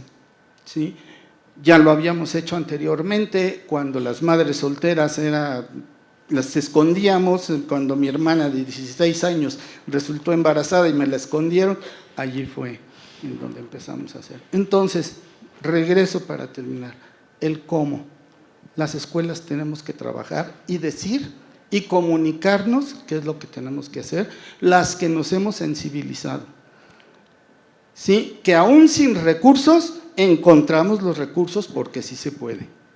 Que si lo trabajamos junto con ustedes, por eso yo estoy aquí oyendo esto, en estos foros, no me pierdo un foro, ¿sí? Gracias. No me pierdo un yo también todos los viernes, no me pierdo, yo creo que ya tengo a Katia hasta aquí de que no me contesta, pero yo todas le mando los correos, ¿sí? Porque estamos preparando una reunión nacional, una convención nacional de escuelas privadas, en donde vamos a tocar este punto, ¿sí? Con personas, no sé si alguien conoce a Teria Viña, ¿sí? Una persona que tiene más o menos mi edad, pero ha puesto un ejemplo extraordinario y yo he trabajado hace muchos años con ella. Eso se necesita, que trabajemos juntos, Sí, eso se necesita, que las escuelas, más que preocupar, las escuelas particulares especialmente, más que preocuparnos por ganar la Olimpiada de Química o qué sé yo, ¿sí? Dijo el poeta, voy llegando y reteniendo el vuelo. Pues lo importante no es llegar solo y primero, sino con todos y a tiempo. ¿Sí? Eso es lo que queremos hacer. Yo, más que decirles otra cosa, yo les pido su colaboración para que me ayuden en este tipo de eventos, de reuniones de escuelas, y decirles a las escuelas sí se puede. No tienes que pagar más colegiatura. Hay que entender que el papá que me está llevando un niño, como los señores, ¿sí? Tienen que tener un respaldo psicológico y le tienen que pagar a la terapeuta externa. Sí, hay que entender que la Secretaría de Educación Pública no nos permite el maestro sombra, o ellos tendrían que estar pagando un maestro sombra. Entonces tampoco tenemos por qué cobrar un sobrecosto por la colegiatura. Sí, muchas gracias. Gracias a usted por la reflexión.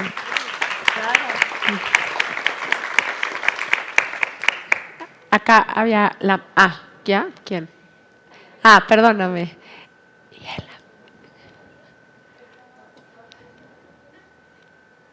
Ay, qué fuerte, ya. Hola, soy Sofía, soy estudiante de Pedagogía de la UP.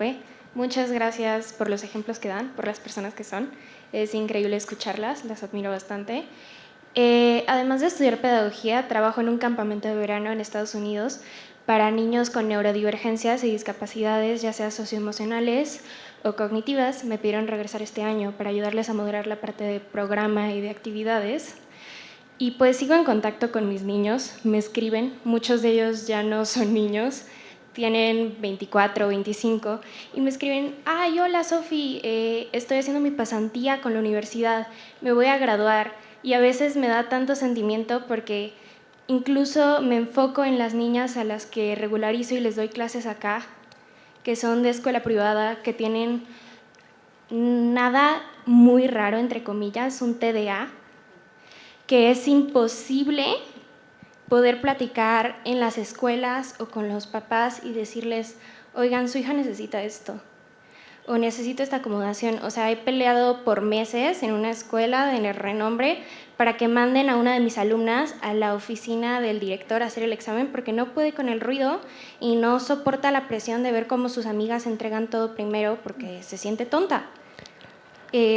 ¿Cómo hacemos con estos maestros, con estos papás, con estos adultos? Porque pues yo estudio, soy profesional en potencia, pero pues no soy papá, aún no soy docente, y hay veces donde incluso doy consejos o pido cosas y es como, pues tú qué sabrás, no tienes hijos. Que sí, entiendo, debe ser muy complicado ser papá, pero ¿cómo hacemos con estos papás, con estos maestros que incluso, como dicen antes, ocultan estas discapacidades o incluso no le dicen a la propia persona que las padece o que las tiene o que está en condición de, para tener una vida entre comillas más digna? Pero al final es atropellado y las personas con discapacidad y neurodivergentes no son tontas. Creo que, yo me conozco a mí misma mejor que cualquier persona aquí. Y lo mismo pasa con ellos. O sea, ¿qué hacemos para que ellos vivan su vida de manera digna, para que entiendan su diagnóstico, que muchas veces, si se tiene, que es increíble, lo guardan sus propios padres y maestros? O sea, ¿qué hacemos con este gap que obviamente se tiene que romper? Pues mira, una estrategia a lo mejor sería hacer un ciclo de conferencias, ¿no? En tu escuela, invitar a alguna asociación para que vaya y mes con mes lleve un tema diferente y les dé estrategias a los docentes, pero sobre todo para que vaya sensibilizando, porque al final de lo que hablas es mucho de la sensibilidad, ¿no?, que pueden tener los docentes y las familias para poder acompañar a las personas con neurodivergentes.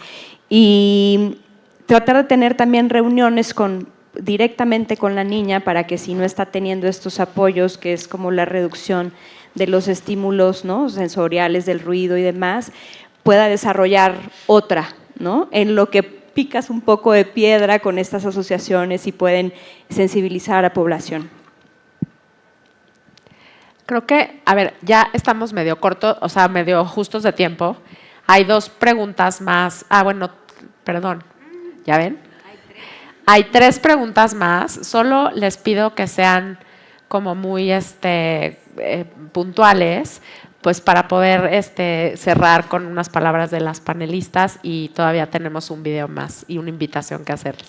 Entonces, allá arriba, y luego, no sé tu nombre, pero camisa blanca, que ya has levantado la mano muchas veces, y el licenciado Ortega quiere hacer también una pregunta. Adelante. Muchas gracias. Soy Teresa Fernández, mucho gusto. Yo vengo de la Ibero y trabajo con estudiantes neurodivergentes y algunos con discapacidad.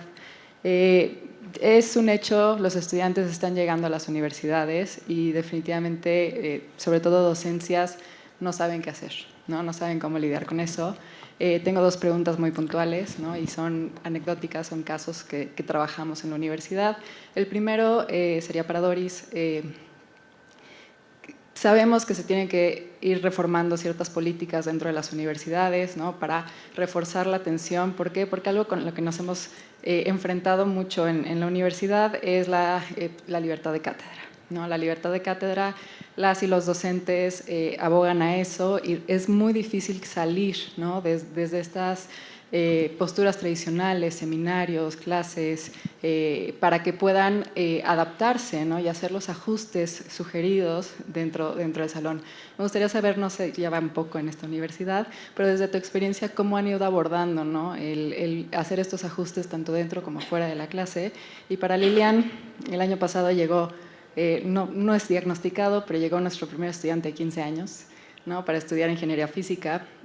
Entonces también, como ¿qué acompañamiento se requiere para estos estudiantes? Lo que nosotros hacemos es tratar de potenciar no nada más dentro del aula y lo curricular, sino exponenciar, ¿no? Otras habilidades cocurriculares que pueden ser tanto artísticas, deportivas, ¿no? de voluntariados, de incidencia, para fomentar no nada más la parte curricular, ¿no? Entonces, desde tu experiencia, ¿cómo se ha trabajado, ¿no? con estos estudiantes que salen completamente del estándar, ya no voy a decir norma, del estándar, y que se les puede dar un acompañamiento integral dentro de las universidades? A ver, empiezo yo. Pues la Ibero tuvo un programa muy exitoso de inclusión de jóvenes con discapacidad intelectual que llevaba CAPIS, ¿no? Y creo que algo que hacían muy bien es poder personalizar con los intereses y con las habilidades, la atención que le daban a los jóvenes, ¿no? Que estaban también en preparación laboral. Creo que poder escoger los cursos, materias en donde sí pueden estar, sería un paso importante, ¿no? Y ver sí como alinearlos mucho a los intereses de ellos y a sus habilidades para poder integrarlos y dirigirlos, ¿no? En su sentido de vida, en su proyecto de vida, que vaya alineándose con tu equipo, con lo que cuentas en la universidad. También otras universidades han tenido esto. Ahora, lo importante de todo esto, y que creo que hacemos aquí, no es anuncio, pero sí, es justo personalizar, ¿no? Los intereses de las personas, no necesariamente de la educación formal, y perseguir este objetivo de que tengan un documento, sino la educación, ¿no? Y la preparación. Entonces, creo que si cambiamos también esta perspectiva de buscar solamente el documento, podría ayudar a que realmente los preparemos. Yo le preguntaría, ¿qué necesitas? O sea, tiene 15 años, entró a la universidad, tiene la capacidad para estar estudiando ingeniería física, pero a lo mejor no tiene todavía las habilidades emocionales, sociales. ¿Qué quiere vivir? ¿Qué quiere hacer? Yo le diría, ¿qué necesitas? ¿Cómo te ayudamos? Y hagamos un programa con lo que tú quieres, con lo que tú necesites. Que justamente lo que comparten todas estas divergencias es este reto, ¿no? De involucrarse o de la interacción social, lo que nos tiene que los tienen en el mismo cajón, por llamarlo de alguna manera, porque son tan diferentes entre ellos de por sí, son tan diversos, ¿no? Pero si te vas a los diagnósticos, por llamarlos de alguna manera, y trastornos, ¿no? Pues son muy diferentes entre todos ellos, pero comparten justo esta parte social, ¿no? Este reto de la parte sensorial, cómo perciben, cómo procesan el mundo, ¿no? Entonces, a lo mejor, pues enfocarte en eso, en el caso de una persona con altas capacidades, sería pues lo que seguramente él mismo te va a pedir, ¿no? Gracias. Bueno, lo más rápido posible. Pues bueno, yo represento una institución educativa en Monterrey y muy rápido mi experiencia de vida ha sido tal que, habiendo mencionado que Monterrey es una de las ciudades que experimenta el mayor bullying, yo lo constato y es algo muy fuerte, yo lo viví y rápidamente yo fui un niño al que le diagnosticaron TDAH, me medicaron por 10 años, 12 años, psiquiatra, psicólogo, Ritalina, Altroline, hasta los 22 años que la vida me llevó por un camino que descubrí que simplemente el amor sana lo que no toca. Como dijeron ustedes, las personas simplemente necesitan ser escuchadas. Yo me di cuenta que no tenía absolutamente nada, dejé los medicamentos, son simplemente cosas que vivimos, esta poca sensibilidad que hay en las familias, en el ser humano en general. Y esto me lleva a este punto al que quiero ir, que tiene que ver con los términos que dicen de sensibilización, de este valor de poder aprender a través del otro, de una persona discapacitada o no. Creo que muchas veces, y esto lo he podido vivir, y creo que todos, de tener la experiencia de abrir nuestros corazones y es a través de otra persona que es cuando más podemos aprender de nosotros mismos o sentir más bien, más que aprender, sentir o tocar estas partes olvidadas, reprimidas. Y esto me lleva a mi pregunta, que es, ok, está en esta terminología de sensibilización, etcétera, pero ¿cómo podríamos visibilizar ante el mundo, a la sociedad?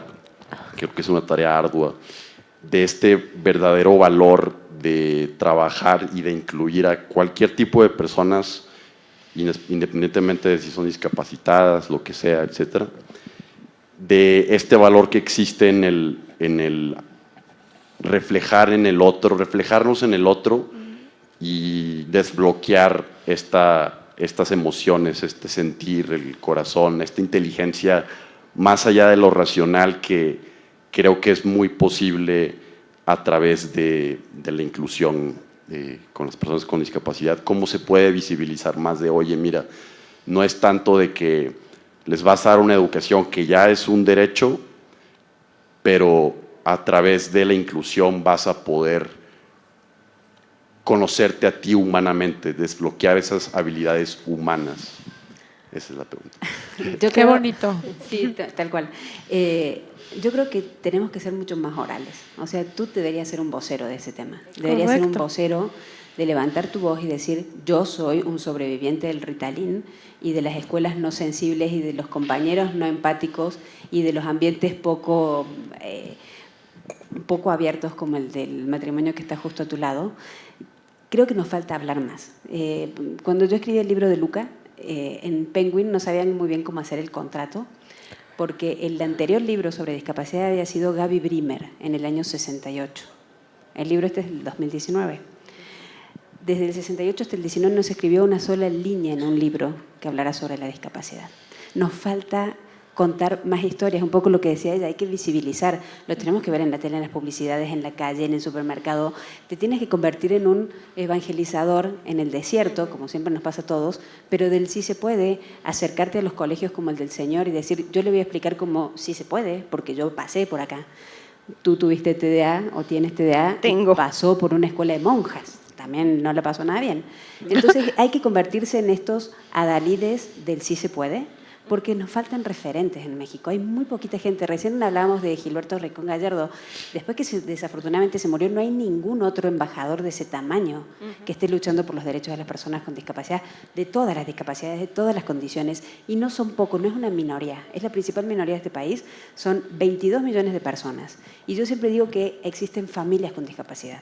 En mi casa somos 4 personas que vivimos con la discapacidad debajo de mi techo y que la discapacidad determina toda mi vida, todos los días. Entonces no hay 20 millones, 22 millones de personas con discapacidad. Hay 88 millones de personas que vivimos con discapacidad. Son 2 de cada 3 mexicanos. De ese tamaño es la minoría. Entonces lo que necesitamos es ser mucho más orales, que tú cuentes dónde trabajas, en dónde estudias, en los colegios que tienes a tu alrededor. Cada uno de nosotros nos tenemos que convertir en eso porque es la única manera en que lo vamos a lograr. Si tenemos 88 millones de personas diciendo lo que está pasando, es mucho mejor que una sola dando una conferencia magistral hoy aquí. De hecho, la convención dice nada de nosotros y nosotros, ¿no? Entonces, justo es hasta como una responsabilidad ser eco de lo que hemos vivido y poder participar activamente en la toma de decisiones, ¿no?, de la educación. O sea, si todas estas personas que tienen TDA o alguna neurodiversidad, ¿no?, pudieran participar en la ejecución, en la planeación, en la creatividad de los nuevos programas, pues imagínate, ¿no? Entonces, eres un vocero. Tienes la responsabilidad a partir de hoy. Y no lo hiciste, aclaro aquí aparte. Tienes... Sale. Muchas gracias, Ann. Yo no tengo una pregunta, más bien un comentario, pero primeramente quiero felicitarlas de veras por su aportación. Creo que ha sido un día donde todos hemos aprendido mucho y nos llevan muchas reflexiones. Y Alejandra, pues muy bien por la coordinación. Considero que después de escuchar todo lo que han dicho ustedes, es un problema enorme, porque obviamente niños nacen todos los días, algunos van a tener algún tipo de capacidad diferente, y si no se hace algo importante y drástico para ayudarlos, esto se va a hacer una brecha muy grande todavía. ¿A qué voy? No solo son las escuelas y las universidades las que están teniendo un rol importante para coadyuvar en esto. Hay otras asociaciones que tratan de ayudar a los niños jóvenes con este tipo de situaciones, como APAC, como otras tantas más. Mi esposa, por ejemplo, fue presidenta de APAC. Para los que no sepan, APAC es una asociación de apoyo a personas con discapacidad cerebral y se logró mucho. En lo personal me honro y tengo la satisfacción de llevo más de 10 o 12 años siendo pues donador de APAC. Y así hay otras, pero nos encontramos con una situación adversa, que es lo que les quiero comentar. Antes las personas físicas, las personas morales podían donar y tenían un recibo de deducibilidad fiscal por la cantidad que entregaban. A partir de este gobierno, desafortunadamente, quitaron ese tipo de apoyos. En lo personal les comento, de lo que yo podía aportar cada mes, ahora nada más es una cuarta parte, porque lo demás no lo permiten, está topado. Entonces, ojalá que en la medida que todos podamos tener acceso, influencia con la nueva administración, es algo que deberían de regresar a la sociedad, la oportunidad de ayudar mediante donativos a tantas asociaciones que hay que trabajan con esto y aún a las escuelas y universidades. Muchas gracias. Gracias. Pues bueno, en aras del tiempo, yo tocaba el resumir, hacer un resumen de todo lo dicho ahora.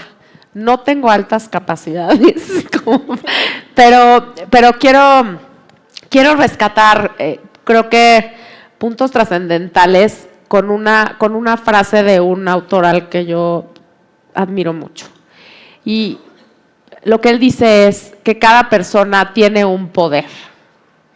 Y cuando se ejerce ese poder y se pone al servicio de los otros, se crea la esperanza. Pero además, cada persona tiene un superpoder. Y ese superpoder es la capacidad de colaborar con otros. Y creo que hoy lo que se ha dicho, además de, uno, reconocernos como personas, primero antes que cualquier otra cosa, tenemos esta invitación que nos hace Bárbara y todas de seguir levantando la voz. Y ahora sí que me voy a fusilar. ¿Cómo te llamabas, perdón? Patricio, lo que tú dijiste. Entonces es ese colaborar, porque la inclusión nos da la oportunidad de desbloquear corazones y construir puentes para conectar con la humanidad del otro. Creo que eso es la inclusión, es esa oportunidad. Y pues para cerrar, yo les pediría a ustedes sus palabras finales, pero pensando en que este es un año coyuntural para México. Acabamos de elegir a quien es nuestra nueva presidenta. Vamos a trabajar 6 años y si nos conectamos con el mundo, pues en 6 años es 2030 y hay que rendir cuentas al mundo de lo que México está haciendo o habrá hecho o dejó de hacer como parte de una comunidad global.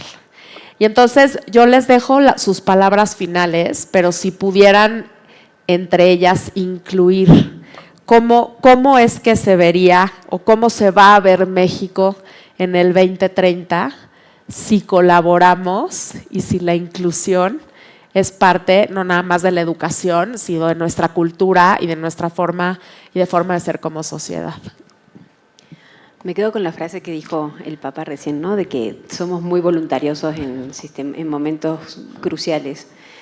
Yo tengo una frase que siempre repito, pesa más un gramo de hacer que una tonelada de decir. Hay que hacer cosas. Y cada uno de nosotros, desde el rol que tenemos, como estudiantes, como formadores, como dueños de colegios, como parte de una pyme o de una multinacional o periodistas, todos tenemos desde nuestra trinchera y desde nuestro poder personal la capacidad de transformar cosas. Si logramos transformar la vida de una persona, no hace falta transformar así como Miss Universo, la paz mundial, no, con cambiar la vida de una persona, con que tú logres influir en otra persona con tu misma condición, con que ustedes logren que su escuela sea mucho más open mind, al costo que sea. Creo que los cambios son mucho más brutales y me imagino un México donde cada uno de nosotros podamos rendir cuentas, no solamente mirar hacia arriba y pedir que hagan cosas. Como les decía, tenemos unas leyes maravillosas, tenemos iniciativas, cosas que quedan políticamente correctas, pero nos tenemos que mirar a nosotros y cada uno de nosotros hacer las cosas. Que donar no sea solamente una cuestión de deducibilidad, sino sea una cuestión de responsabilidad personal. Gracias. Pues veo un México, espero ver un México más justo y más, pues sí, con más equilibrio y equidad. Y yo quisiera pedirles que todos abran un espacio en su empresa, un espacio en la escuela, un espacio en sus redes sociales, ¿no? para poder sensibilizar, para poder aceptar a personas, dar acceso a estos derechos a las personas con alguna neurodivergencia o discapacidad, para que podamos poco a poco conocer más del tema, para que sea algo que todos masticamos y comemos todos los días. Y entonces, en medida que lo conozcamos y lo promovamos, se va a volver algo regular, como lo que conocemos, ¿no? Y dar el espacio también va a permitir que cada vez pues haya más oportunidad para todos y que todos aprendamos más, porque en realidad no sé cuántos docentes hay aquí, cuántos formadores, pero nosotros aprendemos muchísimos de ellos. Justo algo que yo siempre he dicho es los docentes tendrían que tener una capacitación continua sobre las neurodivergencias, pero lo más complicado sería aprender sobre cada niño, ¿no? Y enseñarle a la maestra que sigue lo que ya aprendí y la que sigue y ir formándonos. Entonces, eso es lo que yo les pediría, que abramos espacios en todos lados, hasta en nuestras redes sociales. Espero que sea lo que querías.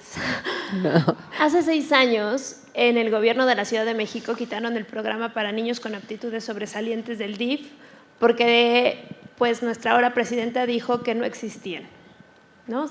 Salió y dijo no existen.